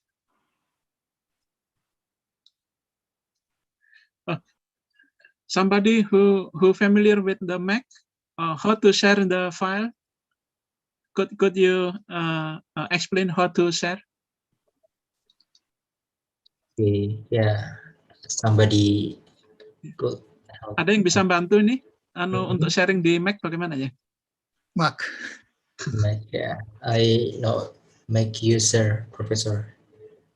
Or if Professor, maybe we can help Professor to show your slide, but need to send to us. Yeah. Yeah, I have to put this in this, yeah? Part 2. No, it doesn't go in.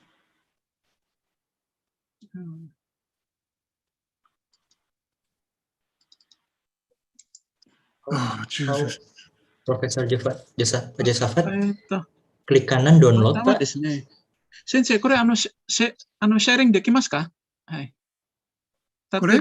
はい。例えばアンジャールさんに渡して、それでアンジャールさんに制御してもらうとか。はい。で、これどうやって入れるんですか？じゃあ、渡すのは。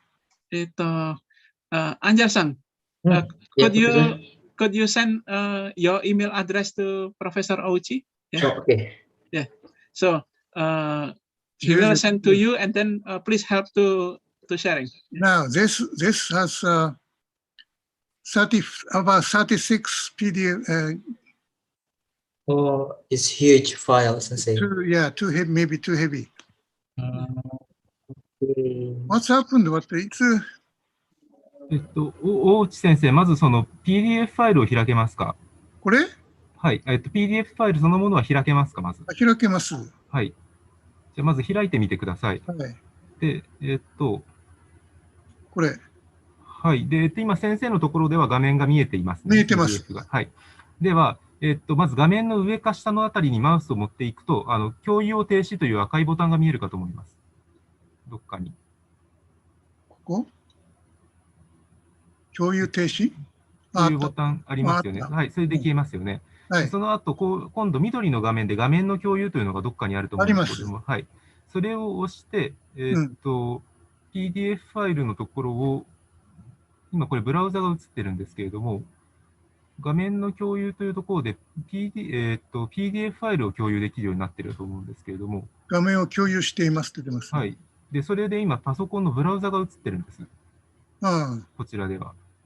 で、その前に、どこか別のところを共有するような選択する場面があると思うんですけれども。新しい共有じゃないんですかね。はい、新しい共有でもよいです。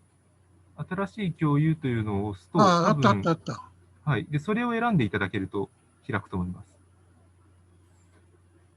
これで今、PDF が見えています。見てますか？じゃあ、これで OK 牧場ですね。これで、多分 OK です。はい。はい。はい。すいません。Sorry. No problem. Can you see it? Matsuki sensei, arigatou. Yes. Can you see it? Yes, Okay. Sensei, we can see. Sorry. Please continue, Sensei. Okay. I'm not used to it. I did it last year with Shimada Sensei, but I can't remember thing. Okay. Ship detection algorithm. The backscattering from sea surface and ships. The radar backscatter from sea surface smallest at HV polarization, followed by HH and VV. And radar backscatter by double bounce and multiple reflection from ships structure is largest at HV. So best choice is for ship detection is HV polarization.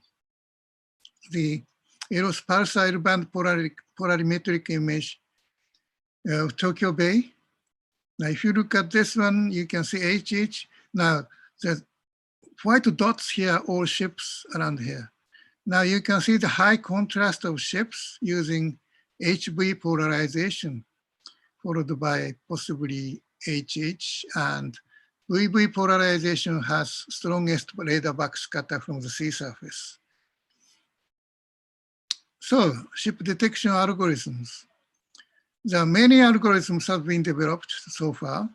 The main algorithms are so-called SHIFA, constant false alarm rate, adaptive threshold method, wavelet, multi-look sublook system, standard deviation filter, and polarimetric analysis, and others. Oh, sugar.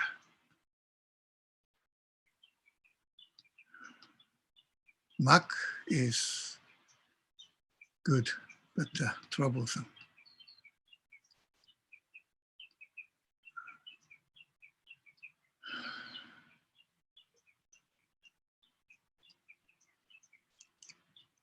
Okay, SHIFA is that if we have an image with a histogram, making histograms, some images we may have different noise probability density function.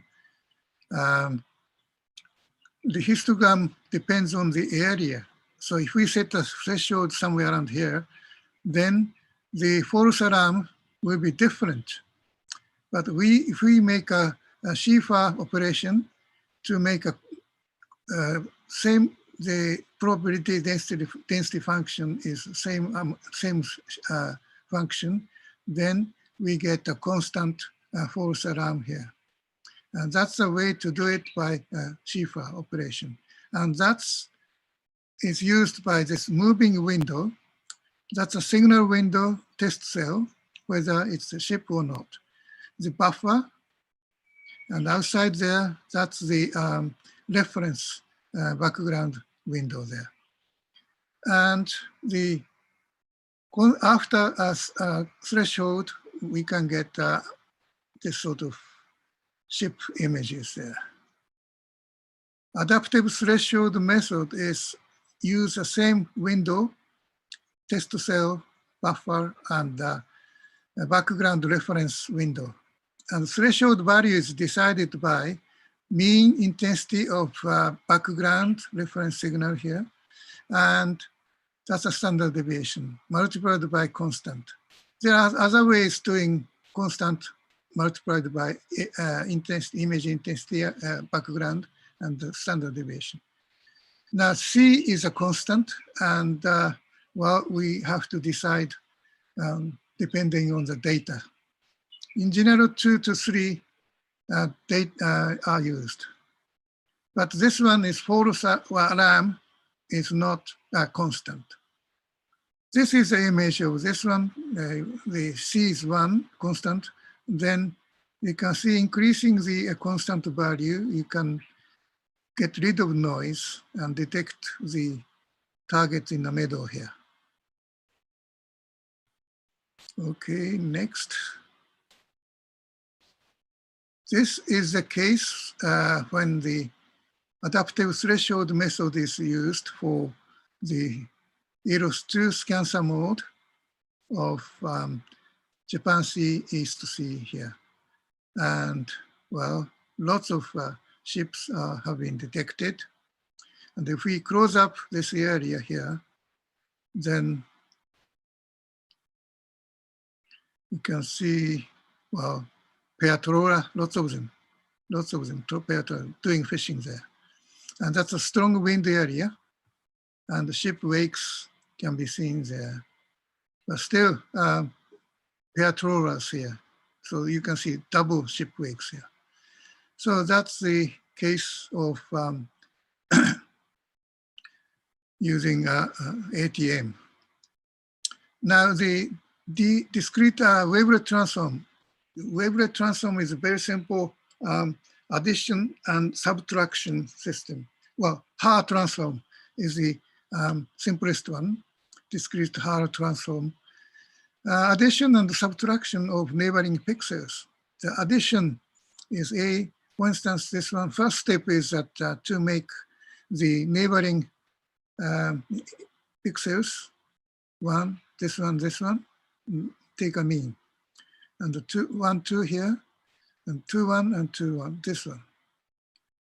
And go on and go on. And also B here is a subtraction.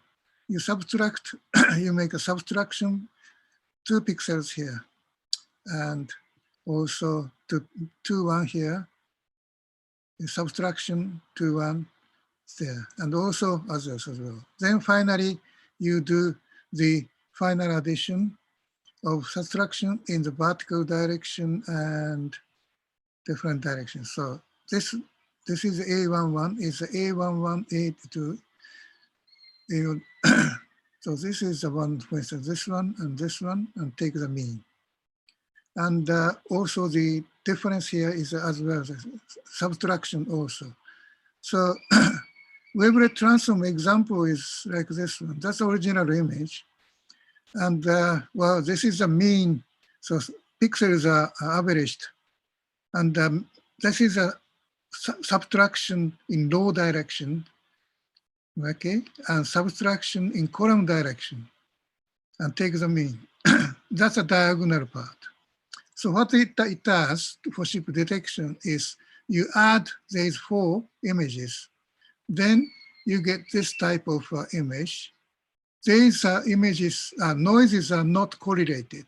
Therefore, you can reduce noise, but the target here, for instance, are correlated. So you can enhance the target here, which is a ship. And wavelet transform, we did the Tokyo Bay data here, and that's the Cosmos SkyMed X-band radar. Now again, we did the viewing ground truth data collection from National Defense Academy from here. And that's a Navy base, Tokyo Bay. And let's see. That's a ship detection by wavelet transform. And you can see circles here, all the ships are detected here.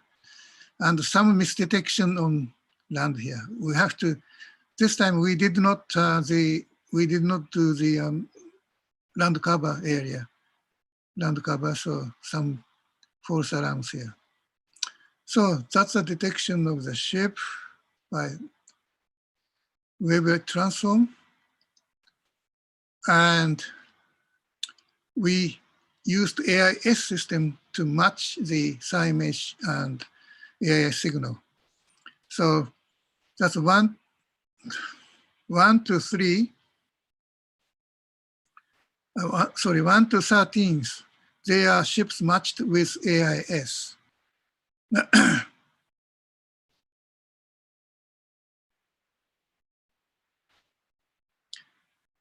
Now 14 to 18, these red ones, they are these are the detected ships, but without AIS signal, but visually confirmed from the from here.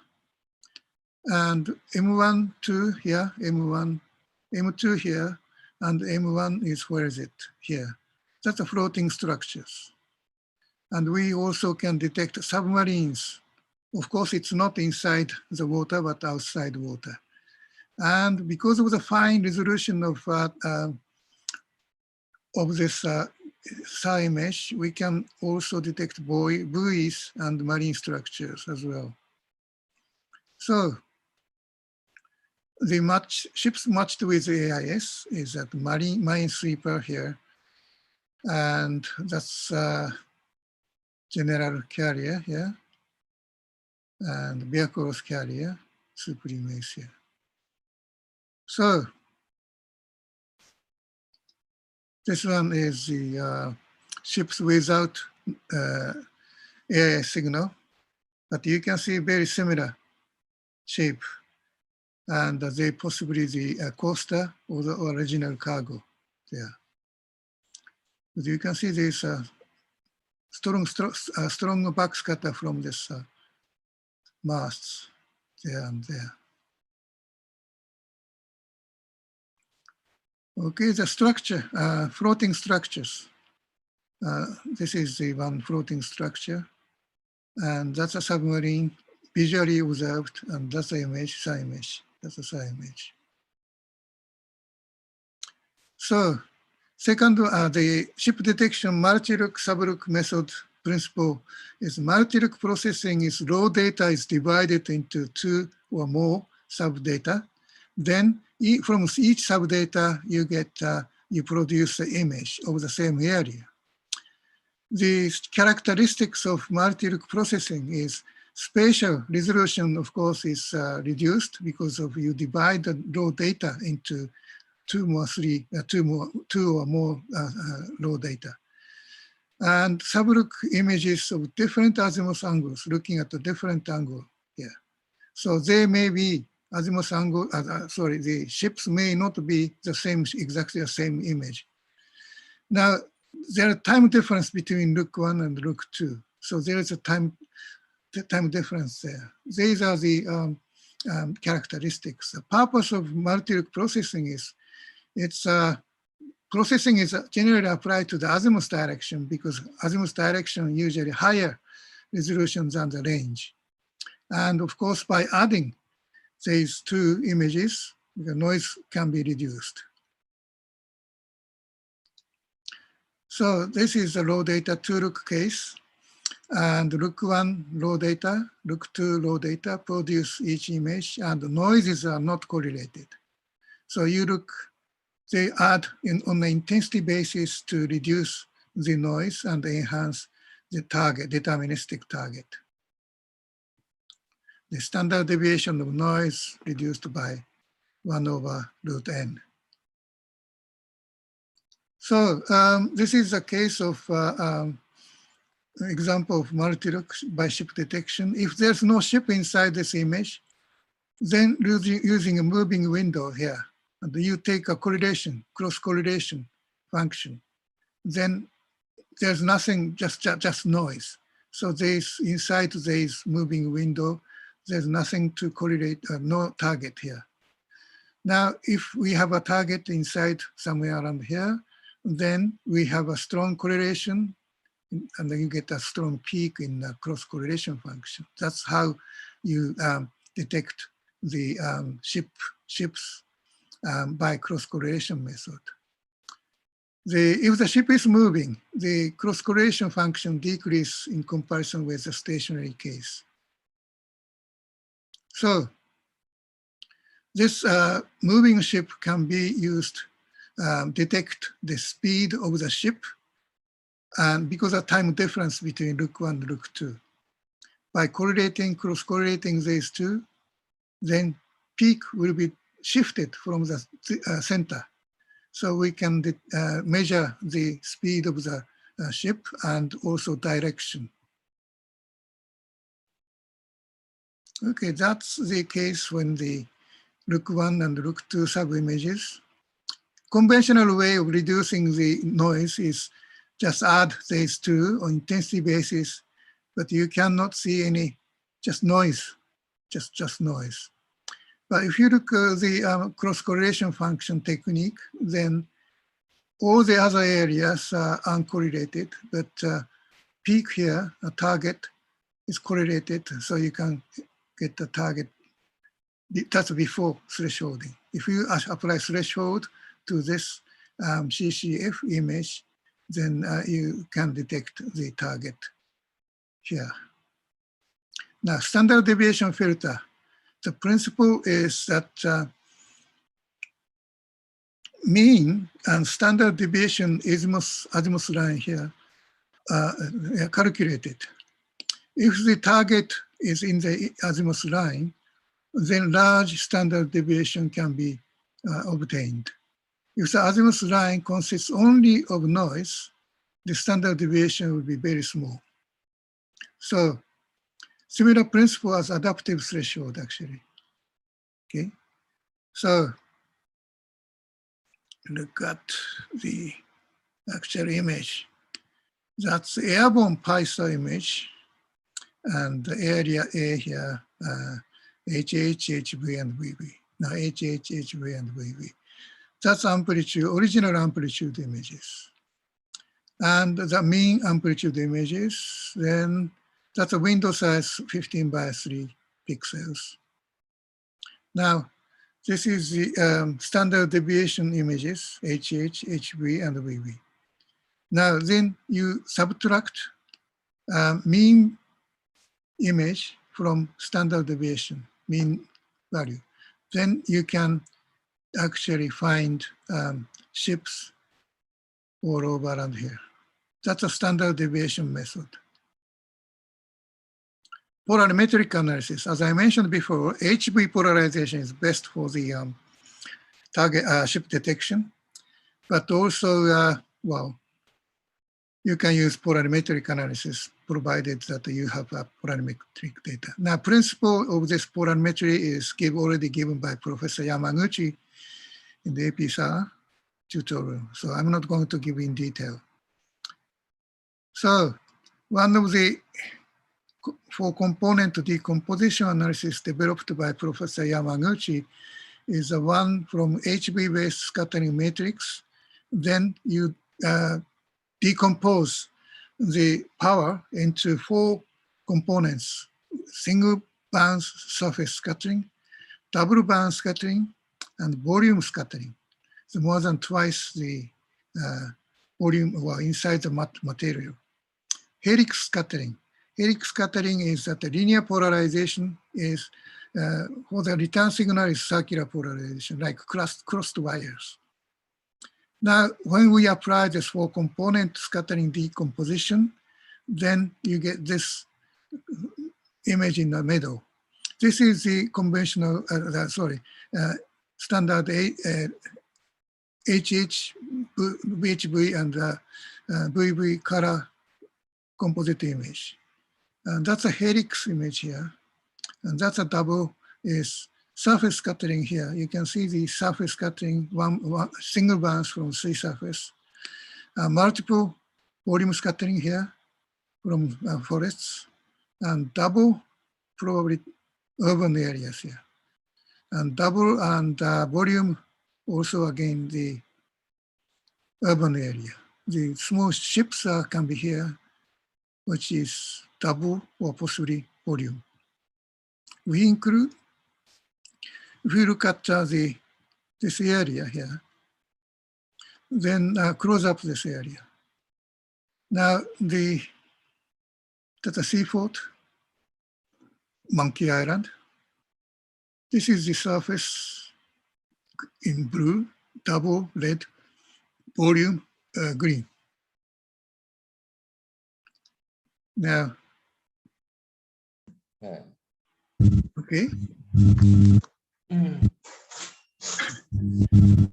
You can see these are the circled or detected ones. Well, this applied by the Shifa applied to this sugar, sorry.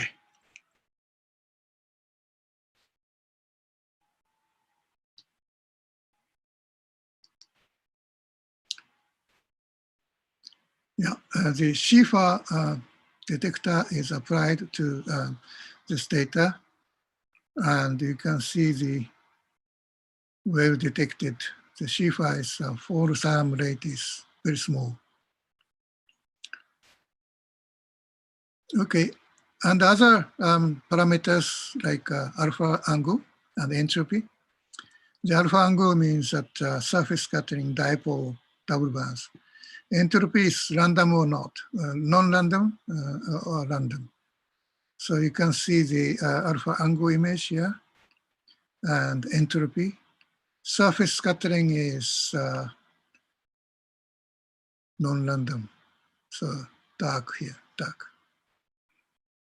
Okay, so you can mix with this, use these parameters as well. So polarimetric analysis using Tutorial-6 over Tokyo Bay, again, using this data which I showed before. And come on.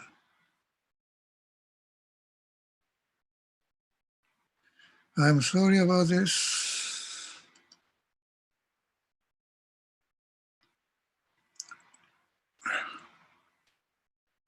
Oh, sugar. Dear.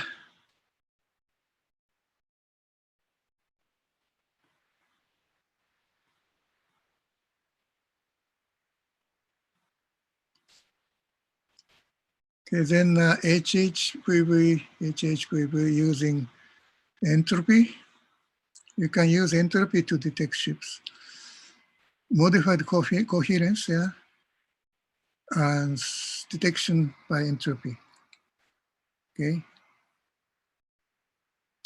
So we compared with the different detection contrast, HH alone, VV alone, entropy. Largest, good one is modified coherence, HH and VV coherence, which is the highest image contrast. Okay, next. So the different institute and companies using different algorithms for ship detection, like Shifa. This is JRC, and Canadian CCRS using modified Shifa, and using also adaptive threshold, Shifa. Wavelet is GMV, and Mitsubishi Electric Corporation using standard deviation filter. Okay, then ship classification.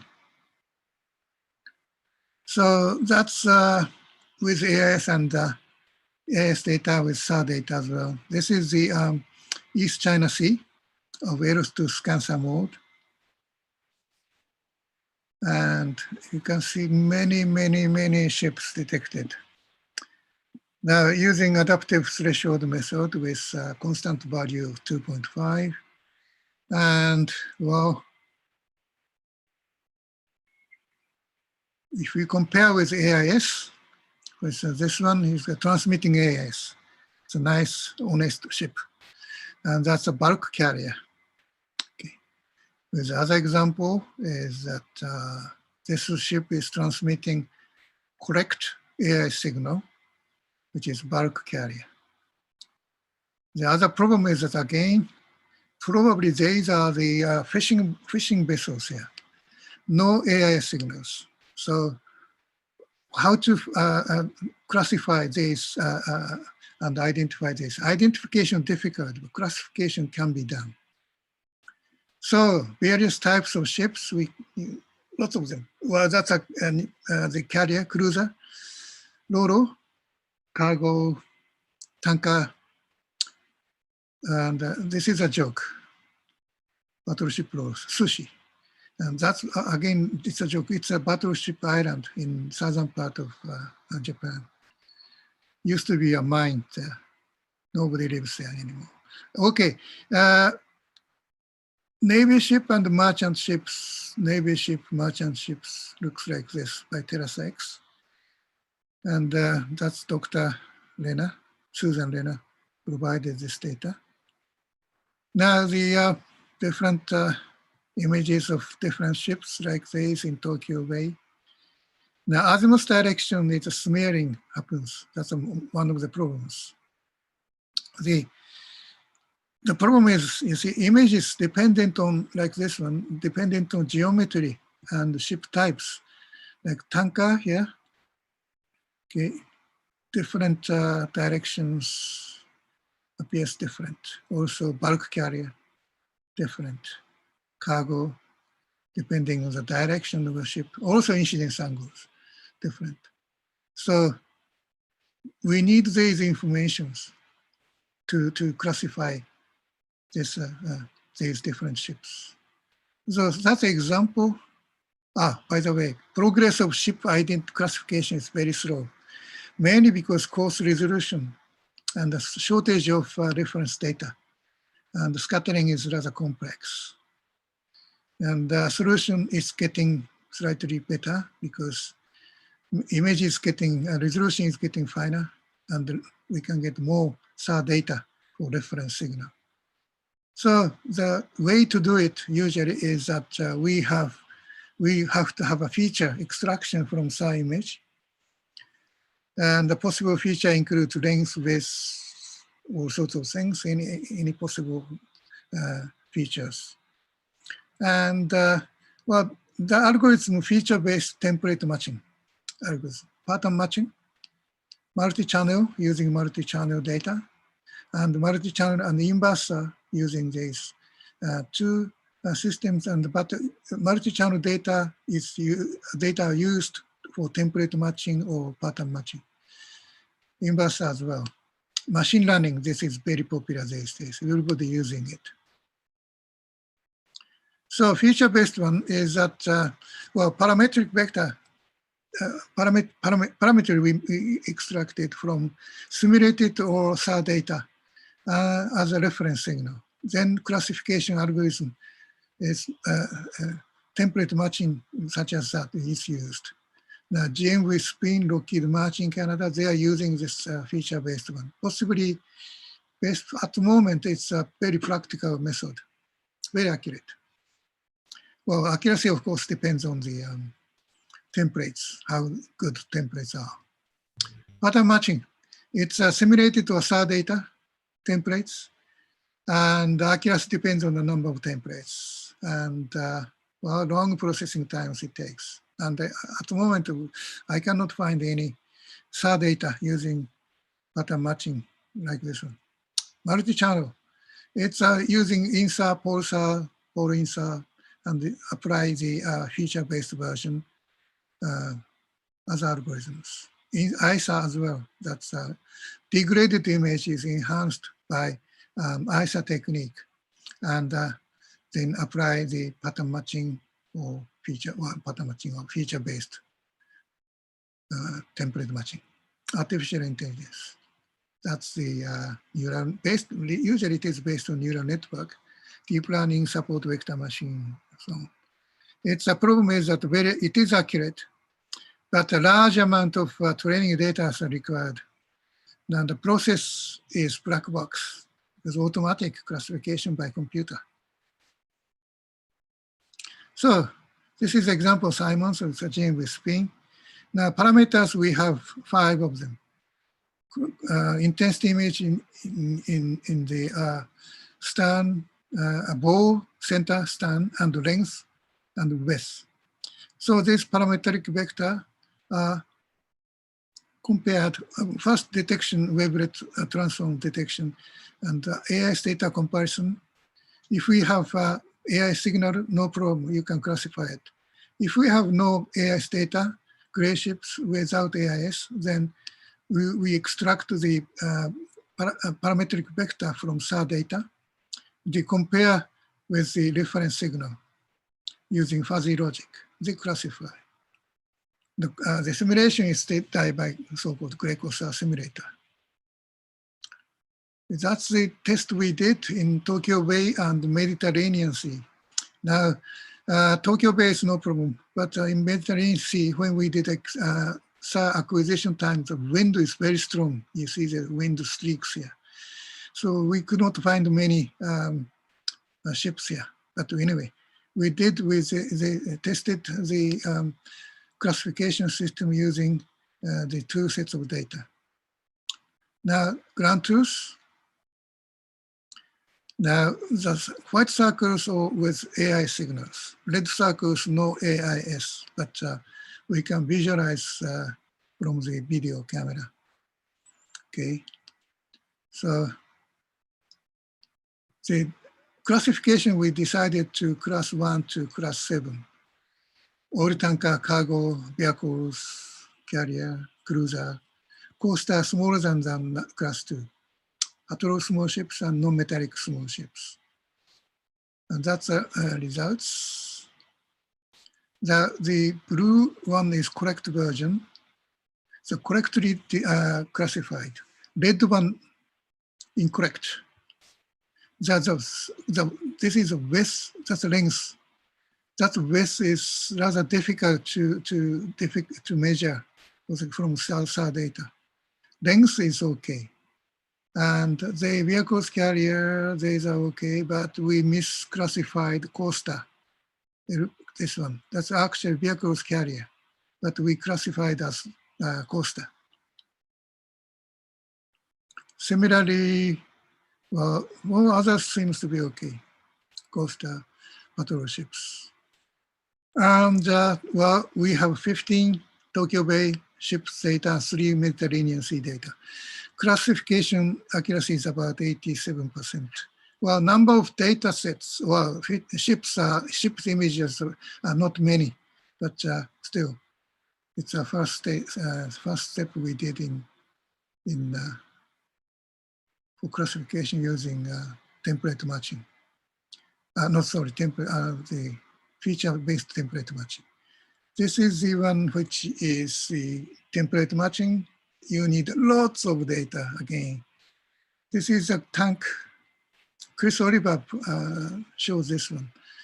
And different directions of radar images taken. And you use SAR image with this template. Multi-channel image. This is, well, using reflection from dihedral or trihedral or dihedral. And you just find these areas and with simulated data or real data and compare with the real SAR data. Then, well, accuracy is about 75 meters. Well, you need fine resolution to do this and polarimetric data. Inverse SAR, of course, this is the inverse SAR. Standard image looks like this one. If you have ISAR processing, then you can get a fine image there. Then you can use the image classification algorithm. AI is, well, recent trend, and deep learning, which includes, that's based on neural networks. And, well, this deep learning and the system, it's an input layer, and this is a hidden layers, multiple hidden layers, and the output layer. And then this is multiple hidden layers contain linear or non-linear functions, and weights from input, that is this parameters here, for instance. This is weight, is weighted, and the weight is optimized by within this multiple hidden layers. Now, this is an example by a convolution neural network. That's the classified, detected and classified image. And the comparison is made AIS data. That's the IIS data. Top 9 categories they used. Well, this is a Professor Wang, who was my student. Now he's a professor in Fudan University in Shanghai. General cargo and so on and so on. That's oil tanker 34. Now that's the used training and detection. You see, training data units, lots of training data, 430, for instance, cargo. And large cargo and oil tanker unit 80. It's still small. You need quite a large amount of number of training data. Test data 100. Then they got about 78.6% of accuracy. So conclusion. There's a possible optimum detection, ship detection and classification system looks like this. NASA data, pre-processing, and wavelet sublook adaptive threshold CFAR. Now that's a ship detection. Then side lobe reduction, sharpening, centering, all sorts of image processing before you prepare the data. Then direction from ships and wake, if you have a ship wake and so on, velocity from ship wake. Correlation with AIS, if we have AIS, okay. Without AIS, you need ship classification algorithm. And of course, you probably saw data plus other data, optical data, Landsat and Goshi, that's Korean optical data, are very helpful. Okay, thank you. That's the end of presentation. And I'm sorry for the trouble. It took me too long to present the papers here. Okay, yeah. Okay. Thank you, Ouchi Sensei, for a very interesting and strategic topic. Yeah, I believe this issue also related to the security issue.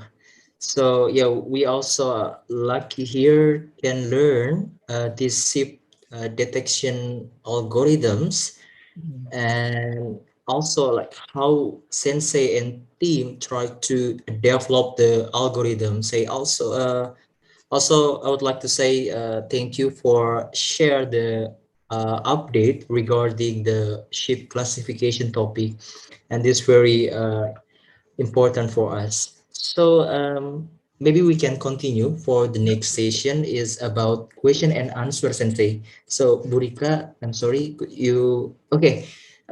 We have 4 questions, Sensei, and I check some question maybe already explained by Sensei in the slide, but maybe you can check the first question. Maybe let I help Sensei. So the first is possible to see all the ship's detail, like structure, starboard side, and dimension. The second one is how the LX band differ the ship detection algorithms, especially for VV. Which star resolution do you recommend for this? And the third is still possible to see illegal fishing, Sensei, made by using SAR image. And the last for ship detection with optical sensor, we could also see the color, Sensei. So from optical, we can see the color, and this color could be one of the important information, maybe to compare database. So how about SAR? So maybe Sensei could manage these 4 questions, Sensei. Thank you. Yes. The first one is that, can you hear? Yes, Sensei. Okay. It's clear. First one is that it is possible, well,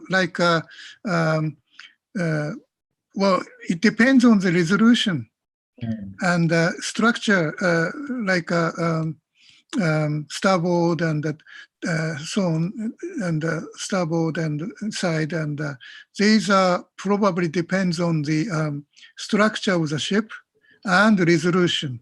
For instance, if we have a mast in the front, then probably you can get image of the mast. So you can roughly identify structures depending on the resolution of the SAR system. And the second one is that how the LX differ in ship detection algorithms. Yes, of course, yeah. It's, again, I mentioned that the L-band, X-band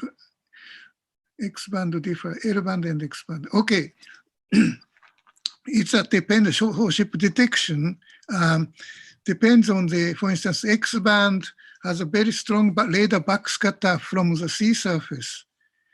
Because of the small scale waves reflects or backscatter quite a lot at X-band, whereas L-band, it's less backscatter from the sea surface from compared to the X-band. So for ship detection, probably L-band may be better than X-band. Which resolution do you recommend? Provided that resolutions are similar. Different size. Yeah, again, it depends on the resolution, different sizes of ships. Still possible to see illegal fishing boat by. That's one of the project problems we are facing. And we try to do that in Japan using AROS2 data, but it is difficult to find wooden boat to start with. And we started finding wooden boats, and now I left the previous company, and now we don't have any soldiers, so it is difficult for me to do the experiment.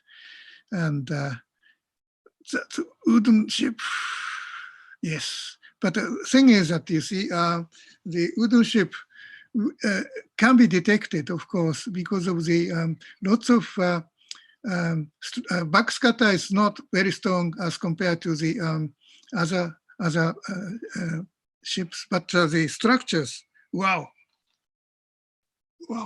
Jesus Christ, one came into my arm, wow. Jesus. Oh. Ooh. What happened, Sensei? Yeah, it's a big worm. Are you okay? Yeah, I'm okay. Oh, Jesus Christ. Okay. Yes, so wooden boats are, the thing is that lots of structures inside and materials inside onboard wooden boats. So probably you can detect wooden ship provided that some sort of load on top of it. Optical image.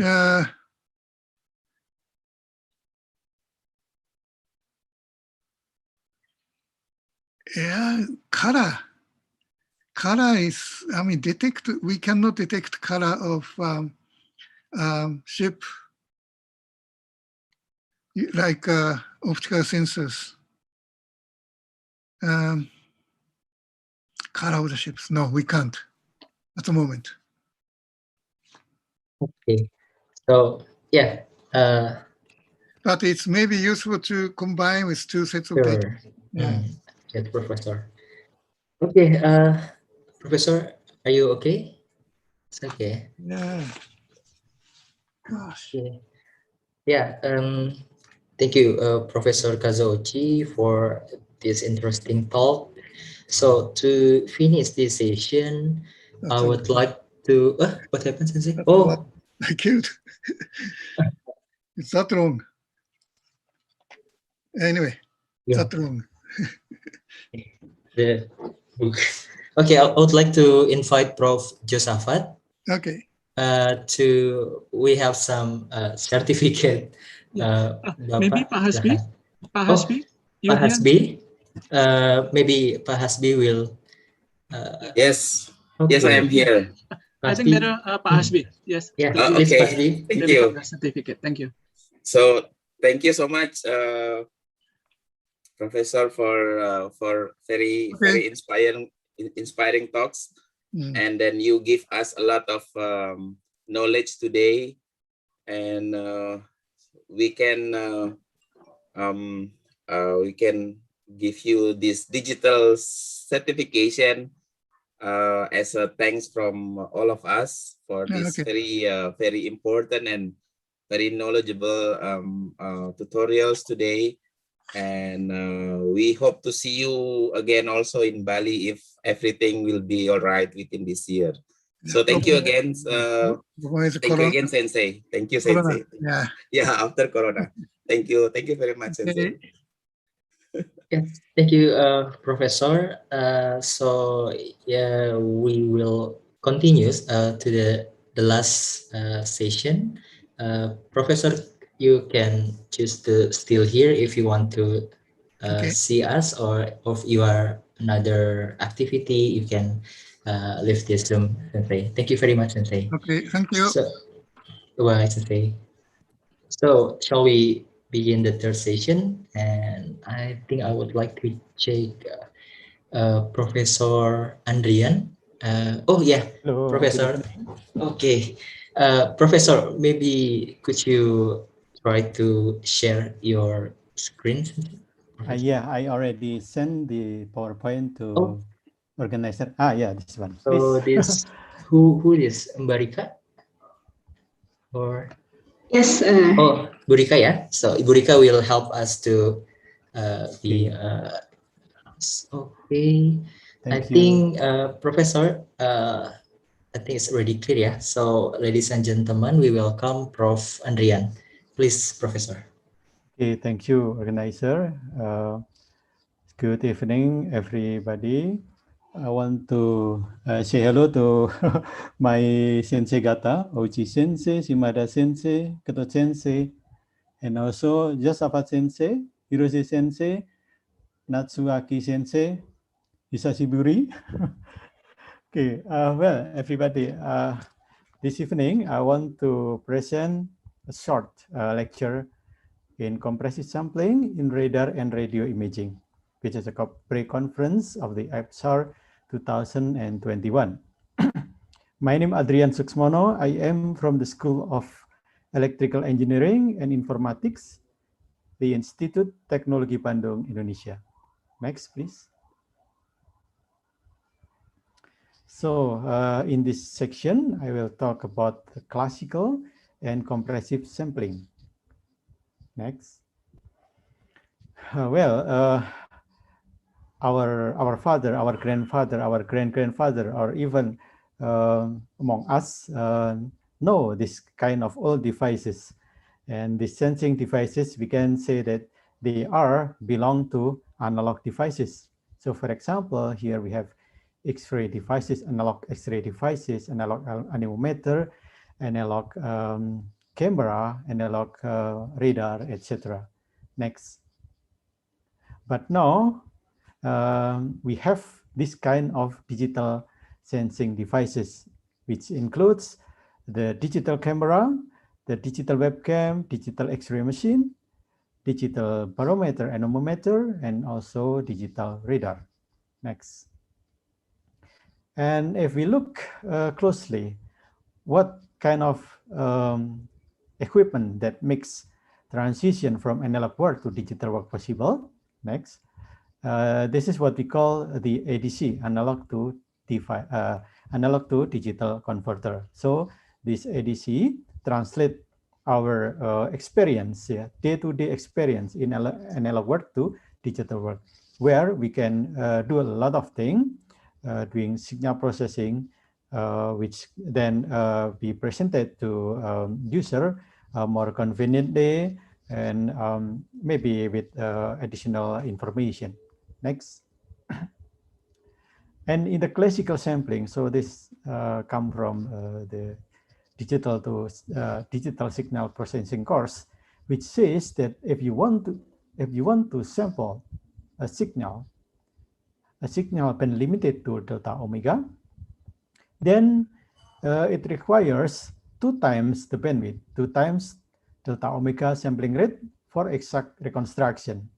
and otherwise then the signal will be damaged. And this sampling rate 2 times delta omega will be called the Nyquist rate. This sampling theorem was proposed by Shannon and Whittaker. Next.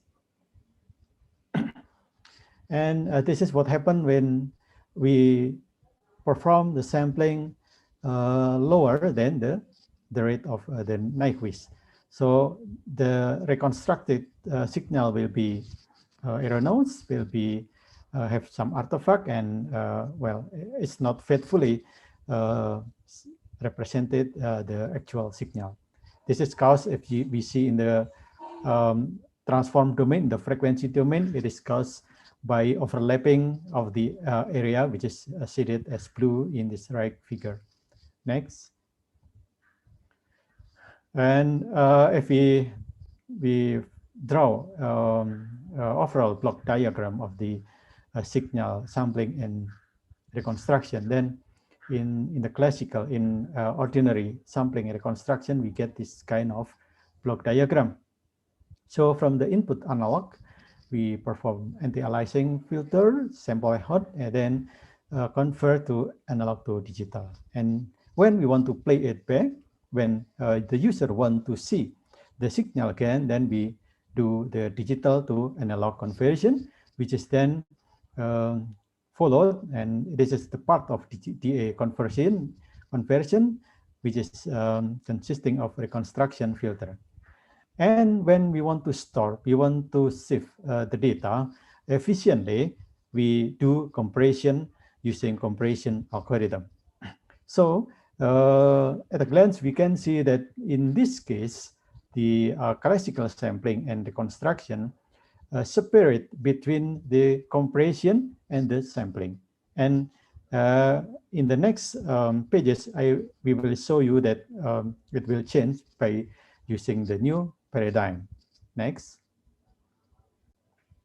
Yeah, signal representation. So for a given signal in time domain or in spatial domain, we can represent the signal into its DCT in the DCT domain. So we decompose the signal into DCT, and we get the coefficients. Also, we can use another transform, for example, FFT Fourier transform, or we can do the wavelet. Next. Then what happened in the sub-Nyquist sampling? So what happened if we sample the analog signal under the lower than the given formula in the sampling theorem, which means that if we only consider the number of data, suppose that we have n number of data, then what happens if we only take a fewer number than n? Then the conventional sensing say that it will violate Shannon-Whittaker sampling theorem, and it's disaster. You cannot get the original signal correctly. But some years ago, some researchers say that we still can recover the signal if we use the compressive sensing. And it is given by a paper which written by Candace from Caltech, Robert from Georgia Tech, and Terence Tao from UCLA. Next. And they use this kind of figure. So the original simulated image is given in the left upper part, original phantom image. This is typical image if we want to simulate reconstruction, sampling and reconstruction, or image processing in the tomography area. So normally, if we do Fourier transform, then we get Fourier coefficient which fill all the UV plane, all of the horizontal and vertical frequency plane. But in this case, these three researchers only do partial frequency sampling. So they only took a few number of the samples in some direction. And actually, we can just take random position of this these samples, and still we get the same result. Well, as we know, but when we perform direct inversion by IDFT, then well, this is disaster. You cannot get the original because the samples that that we use is missing. Some of them are missing. So we will normally get the left bottom part of the reconstructed image. But in this paper published in IEEE Transaction on Information Theory in February 2006, exact signal reconstruction from highly incomplete frequency information, these three researchers shows that they still obtain the original image perfectly. So they say that there is exact reconstruction based on compressive sensing by using only a few number of the samples. Next. And so we can change the sampling theorem by the following. Actually, this is not exactly what they said. I summarize from their paper that an n-length k-sparse signal can be exactly reconstructed from its m number of subsamples, where m is larger than or equal c multiplied by k multiplied by logarithm of n, where c is a small constant, a given small constant, typically 2 or 3, and k is the number of sparsity, the level of sparsity, the number of important component in particular transform domain.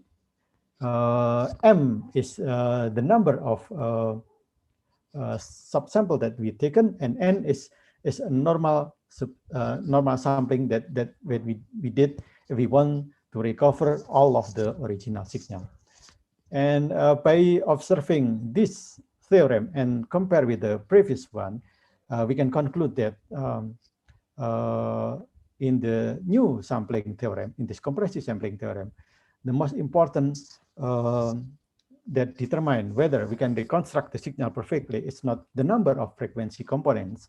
Instead, this is the sparsity level, the degree of freedom of the signal itself. Next. And for what they have done, they awarded these years IEEE Jacobi Medal of the IEEE, which is awarded to Candace, Tao, and Romberg for groundbreaking contribution to compression sensing. Next. So we can summarize that in the compressive sampling, we have two stages. In step one, we do sampling. And in the sampling, what we did mathematically is we multiply the original signal with a projection matrix phi. Then, if we want to recover again, then what we do is reconstruct the signal by optimization algorithm. So if we compare apple to apple this stage with the conventional sampling, in the conventional sampling, the reconstruction is done by using a reconstruction filter. And in this case, in the compressive sampling, it's a little bit complicated, but it works, yeah, by optimization based on L1. Ideally, it is L1, but we can approach with. Ideally, it should be L0, but we can approach it with L1. Next. So visually, we can represent the mechanism of sampling by using this matrix. So X is the original signal, Y is what we get when we perform the sampling, and phi is a projection matrix. So if we multiply phi to X, a factor X, then we get a Y, which is much shorter, much less number of sample than X. Next. And in the reconstruction process, we do some optimization. So normally we can use linear programming algorithm to get the signal. We can also do with another. So many people propose many kind of algorithm to recover X from low number of samples given by the compressive sampling. Next. And so I will illustrate what the concept of compressive sampling by using an analogy from FMCW radar. So in the FM radar, frequency modulated continuous wave radar, the target, the position of target is correspond to the frequency. The farther the target, then the highest the frequency, the lower the target, the nearer the target, it corresponds to low frequency. So in this case, we take as the number of samples, the number of target to be 15. This is the left part of the figure. In the middle part, we take a partial number of samples. Yeah? We take only 30 times, and we can see here that actually the center part of this figure is composition of all frequency component given in the left part. So weighted addition, weighted sum of the all frequency component in the left part. And we take 30. And you can see here from 15, we take only 30. So we can conclude that we only take 2 times of the number of degree of freedom, the number of target. Then this is a standard example in compressive sampling. You can reconstruct again, yeah, based only on 30 samples to get the right part, which is a perfect recovery. So if you subtract in the right part to the left one, then the difference will be 0. This is what we call exact reconstruction. Next. So we can summarize that we have compressive sampling, which is consisting of sampling by projection and reconstruction by using optimization. And actually, the CS, the compressive sampling, unify the sampling and compression into a single stage. Next. Okay, I will present some application of this concept of compressive sampling. Next. In the first part, I will explain about the step frequency continuous wave radar. So based on the concept of compressive sampling that presented in the paper of Candace, Theo, and Romberg, we are in ITB and working with the TU Delft with Professor Leoli Hart. We construct a device that make use of this concept. Next. Okay, so radar normally works by sending a pulse of electromagnetic wave, and then detecting the echo and measure the time delay. And from this time delay, we can infer the distance between the radar antenna to the object that we want to detect. So that is the normal radar, how the normal radar works. And we call it a time domain radar. The step frequency continuous wave radar works in frequency domain. We can see this one as frequency domain radar, which means that instead of sending a pulse, if you see the pulse from frequency domain point of view, then it is a constant signal spreading from the lowest to the highest frequency. So this is an ultra wideband signal. And what we do is we perform, we transmit subsequently some tones, which increasing number, increasing frequency, and detect the result. And then after that, we reconstruct the range signal. Next. And this is, you see, if we see this block diagram. The left part is ordinary step frequency radar. So by using frequency synthesizer, we increase the tone that we transmit. For example, from 1 gigahertz to 1.1 gigahertz to 1.2 gigahertz, etc., up to a certain frequency that we want, and it depends on how much you want to get the resolution. And the difference between the uppermost and the lowermost frequency, we call it the bandwidth. Well, that's the normal radar, and we have to transmit n number of frequency. So what we propose here, since transmission of m number of frequency is takes time, we want to speed it up. We want to make the radar works faster. So we only take a few number of tone, then transmit, then receive, then extract the reflection. The reflection in the step frequency radar represent the coefficient, the Fourier transform coefficient, the coefficient of Fourier transform. And electronic RF people will say that this is the inverse and quadrature, but actually they are the coefficient of Fourier transform. So after sampling by ADC, we get complex data.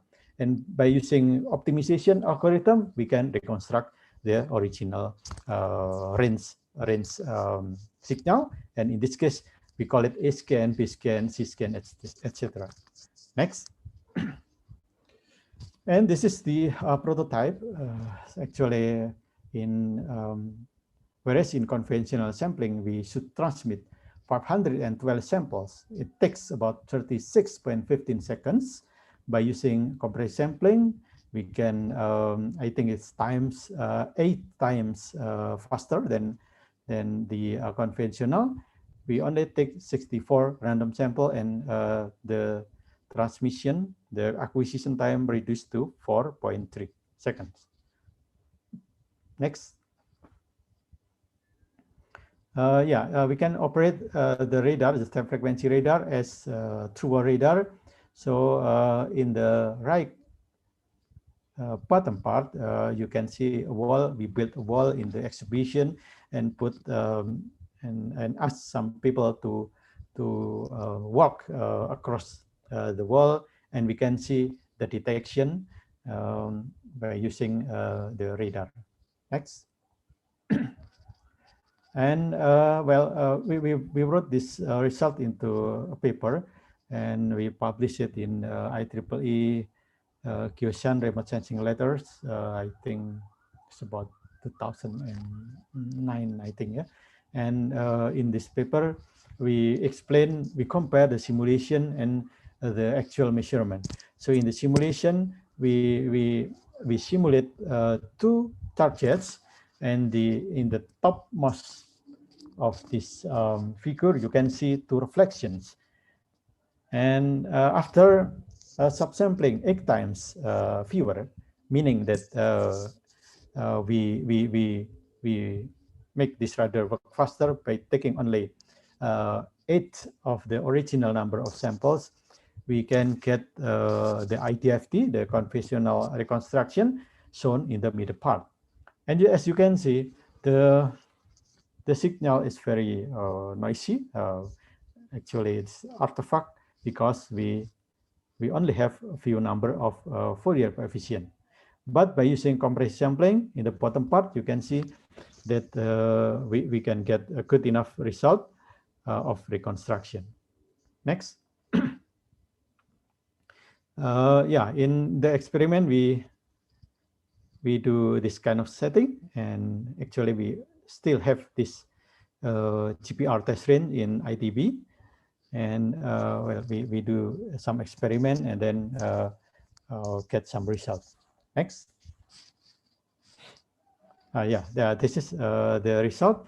So in principle, the topmost curve represents the original signal after we perform the processing, and then subsequently, this is the 8 times subsampling by using IDFT, we reconstruct, and it is hard to see the reflection in this signal, in this scan. And this getting better if you increase the number of samples, and that's normal. So you can see later the detail in this paper. Next. And also we can display it as an image when the scanner moves. We get a sequence number of A scan, and we can build the B scan. And this is normal that in the GPR, a point will correspond to a curve, hyperbole curve.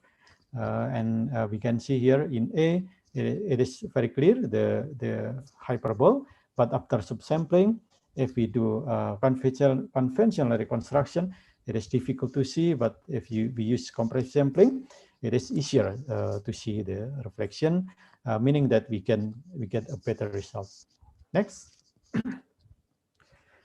Okay, that's about the radar. So now we go to a bit different field, the VLBI imaging, very long baseline interferometry. So actually, this is radio telescope. Next. Yeah, so in conventional radio telescope, we get visibility samples, and visibility samples is the data that obtained by the radio telescope. And the radio telescope works by measuring the sky, the object in the sky, and during the movement of the Earth, then they scan a particular area of UV plane. Then to see the image, we have to do IFFT, because actually the visibility samples are the Fourier two-dimensional Fourier coefficient. Then, of course, because not all of the samples is obtained in the UV plane, we have to do something. And they call this stage as deconvolution.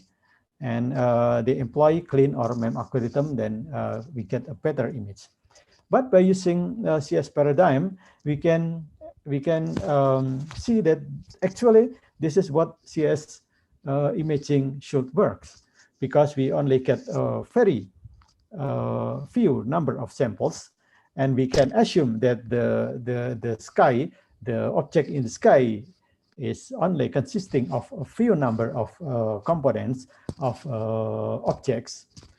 Then after doing some optimization, reconstruction by optimization, we get the true image. That's the idea. Next. Of course, we can do some simulation. The star actually simulate a kind of galaxy, and we do the simulation, and by using only a few number of sample, this is difficult to get the good result. So normally we get the middle part of this image, which we call the dirty image. So we can see that object will be there are multiple objects. Actually only one, but you get multiple objects. But by using the compressive sampling, we get a better result in the bottom part. Next. And we try actual data, which is from the via array. So we get the data online, and well, the idea is we get a better result when we apply the compressive sampling. So for the dirty image, it is difficult to see the object, the shape of the object, but by using the compressive sampling, we can see the object. Next. Okay, next. Okay, so the last part is the application of compressive sampling in polarimetric Doppler weather radar. So this is we have just published this paper in the IEEE JSTARS. So this is the radar, the weather radar. So in weather radar, we can detect rainfall, the direction of movement, and speed of rainfall, and to know the level of rain and also cloud composition. And the image is displayed as a PPI, a plane position indicator.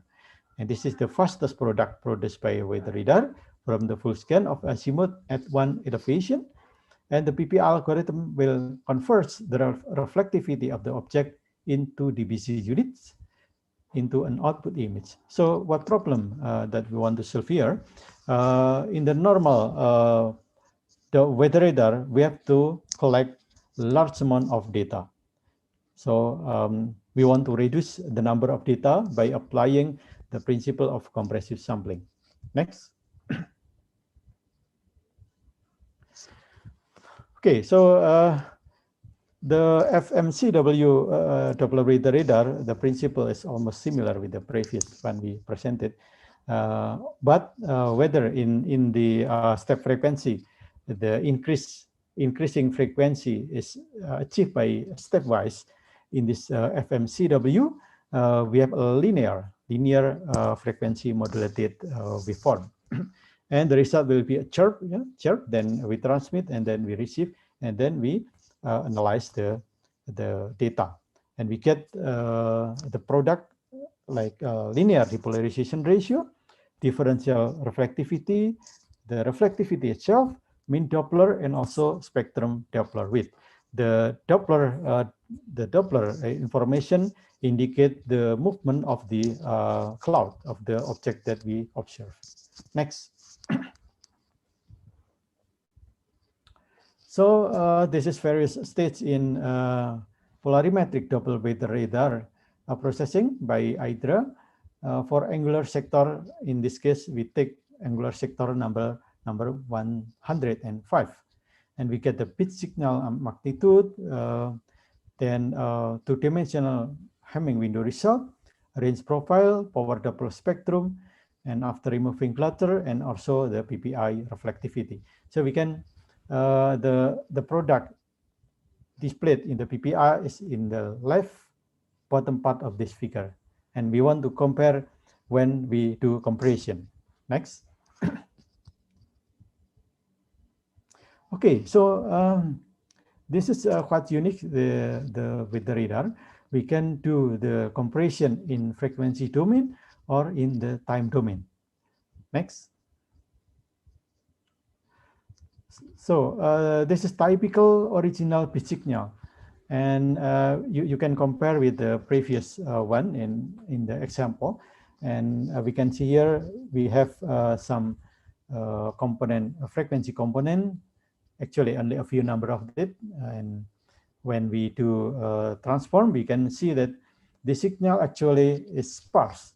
So for example, in wavelet domain, we only get a few number of sample that larger than 0, the magnitude larger than 0, and for the rest of the data, it's almost 0.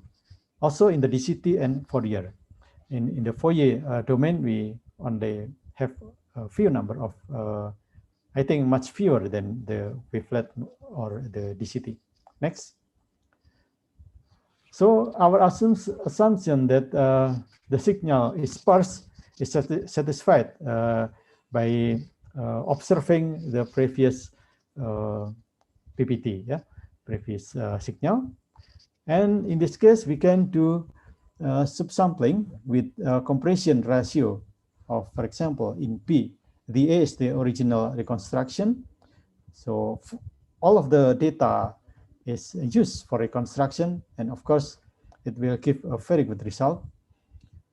In P, we subsample the data 2 times. So we have taken only a half of it. In C, 4 times, then in D, 8 times, in E, 16 times, and in F, it is 32 times fewer than the original. And we can see, of course, that the quality will be reduced, but we see that the number of samples is also reduced. And for example, if we take figure D, where we do compression 8 times, the data is still good enough to be displayed in the PPI. And this is the frequency domain. Next. Similarly, in the time domain, we can do the same thing, and we can see here that the previous one is better because a little bit better because the degradation is a little bit faster here. But still, in figure D, we can see a good image of the cloud. Next. And the last figure is about the Doppler velocity measurement, which is displayed in the PPI. So in figure A, we see the Doppler spectrum of the original data. In B, when we compress it 2 times, so which means that we only consider half of the data. And C, it's when we take 4 times, so a quarter of the data is used. So this concludes my presentation. Thank you.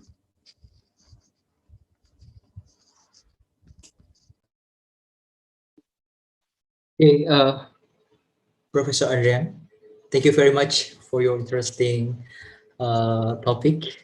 We are glad you be here and like how your explanation regarding the radar optimization by reconstruction from dirty to the true.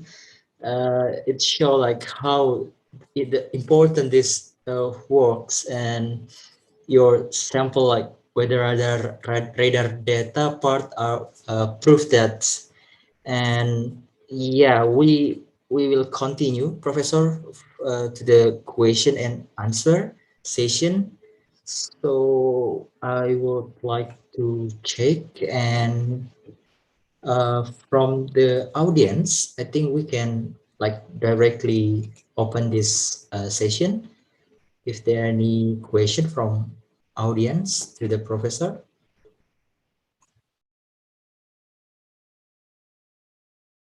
From the algorithm part into the application, we will come the questions. Pak Ilham, you have a question, Pak Ilham? Yeah, sure. Please, Pak Ilham. Sure, Pak Anjar, thank you very much for this opportunity to directly interact with Professor Andriyan. My basic is geology, actually, Prof. Not, but then we are in the community of remote sensing. Whatsoever the applications, especially for the SAR data, is there, and we cannot avoid not to learn about it.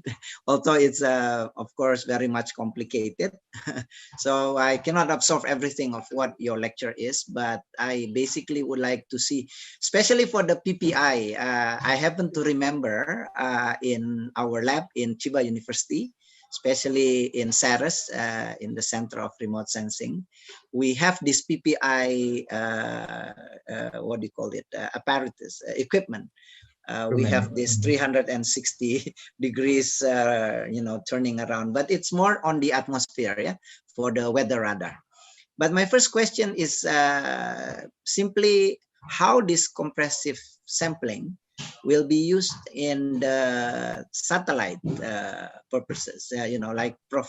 Josephat is using this for microsatellites of I only imagine how we learn about this fast Fourier transform and everything using in the satellite microsatellites, and it seems like you're sampling basically on the, what do you call it, in the media using the platform of non-satellites like on-land radar application like GPR or something like that. How would this be possible to use in the satellite system, the microsatellite system? That is probably number one. It's just probably a common questions for me who not really understand on the philosophy of this, what you explained. But the other two, the second question is related to the PPI for the radar, for the weather radar. How would this be also enhancing the result of the PPI when it comes to the experimental on the weather related to what we have in our laboratory last time?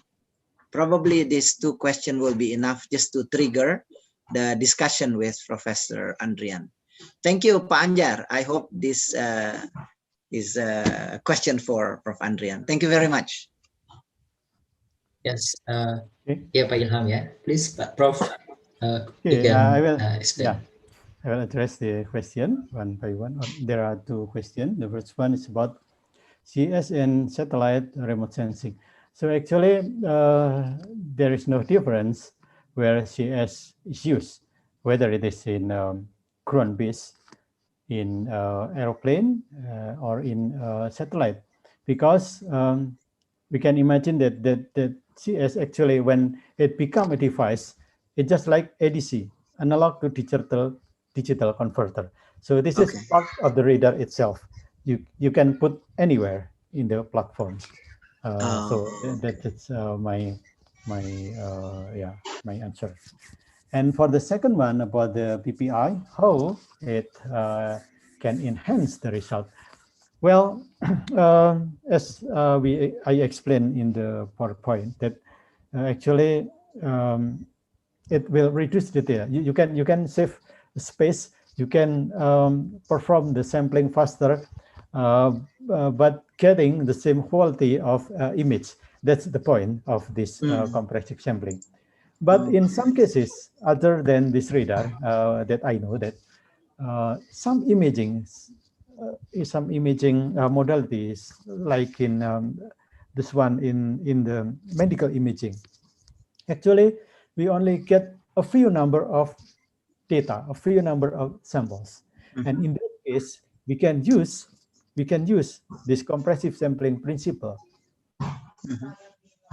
Okay.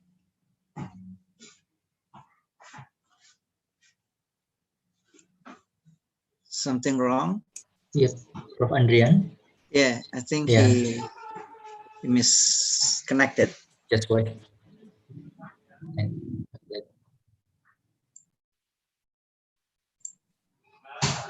Yeah, especially for the answer of the first one, it's quite simple actually. The platform doesn't matter, yeah. So wherever the platform is used, then we can enhance the result. Yes, and I thought that Professor Andriyan still have a problem and try to connect with us. So we will continue. Sorry, no. Professor. Okay, Professor. Yeah, okay. No problem, Professor. Yeah, sorry, just disconnected. So have I answered all the question? Yeah, I believe you have touched the questions, sir. Thank you very much for the explanation, especially that number one is quite simple actually, wherever the platform is used.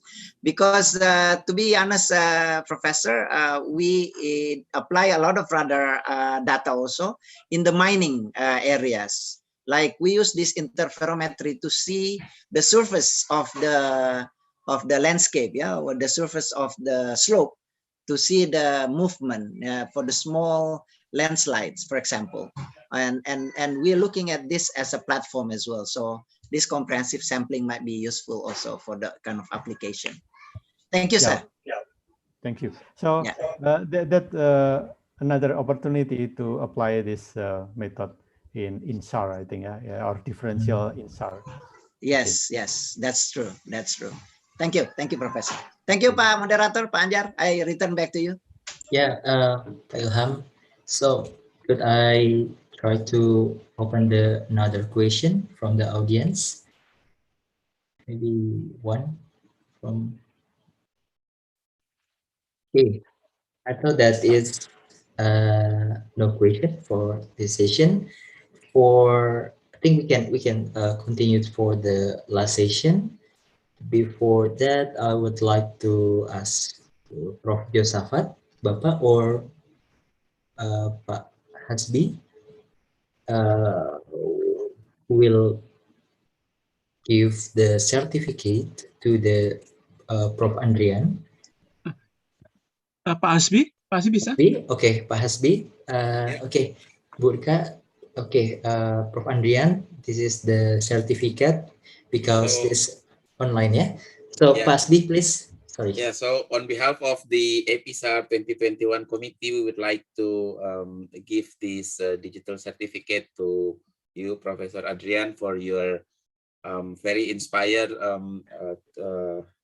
tutorial today for us. And of course, this is another opportunity to cooperate in other SAR or radar system as well. And I believe that we get all the knowledge, and then we will keep in touch with you and for other opportunity. Thank you very much again for your time and knowledge that has been given today. Thank you, Prof. Thank you very much, Pak Hasbi, and also Prof. Andriyan. And we now already in the last session. And before we close, I would like to the closing mark by Pak Hasbi. Maybe Pak Hasbi could summarize, or maybe Pak Josafat, who will. Pak Josafat, are you okay? Yes. Please, Professor. Okay. Thank you very much to all of the presenter today. Yes, especially to Dr. Daniele and also Professor Ouchi and Professor Andriyan. Yes, I think we learned much about this. About some, theory, yes, also in hardware of the radar itself. It is, I think, is we need to learn more, yes, or continue the research that did by all of the presenter. Yes, especially here is, I think, is many young scientists and also young researcher and student. Yes, and I hope you can continue and promote the technology of the synthetic aperture radar in Asia and Pacific region. Yes, and yes, and I also have some message that please do best research and submit to the IEEE paper journal. I mean, yeah, especially JRSL because I'm one of the editor right now. Yeah, and I think is still have many chance, yes, to develop more in synthetic aperture radar. And I think is some conventional synthetic aperture radar, especially in the hardware itself, is we need some improvement. Yes, and I encourage all of you is not just doing the image processing. Please also develop the hardware side. Yes, I think we need to solve many problems right now. Yeah. Okay. And yes, before I close this tutorial, yeah, please remember that the deadline of the abstract and paper submission is next June 30. Yes, we still open, and until today is about 100, more than 150, yes, of the paper already we receive. Yeah, and we still open, and yes, I encourage you to submit. Yeah, and yes, I hope the corona itself we can solve as soon as possible, and then we can hold and arrange the InSAR 2021 at Bali soon. Yeah.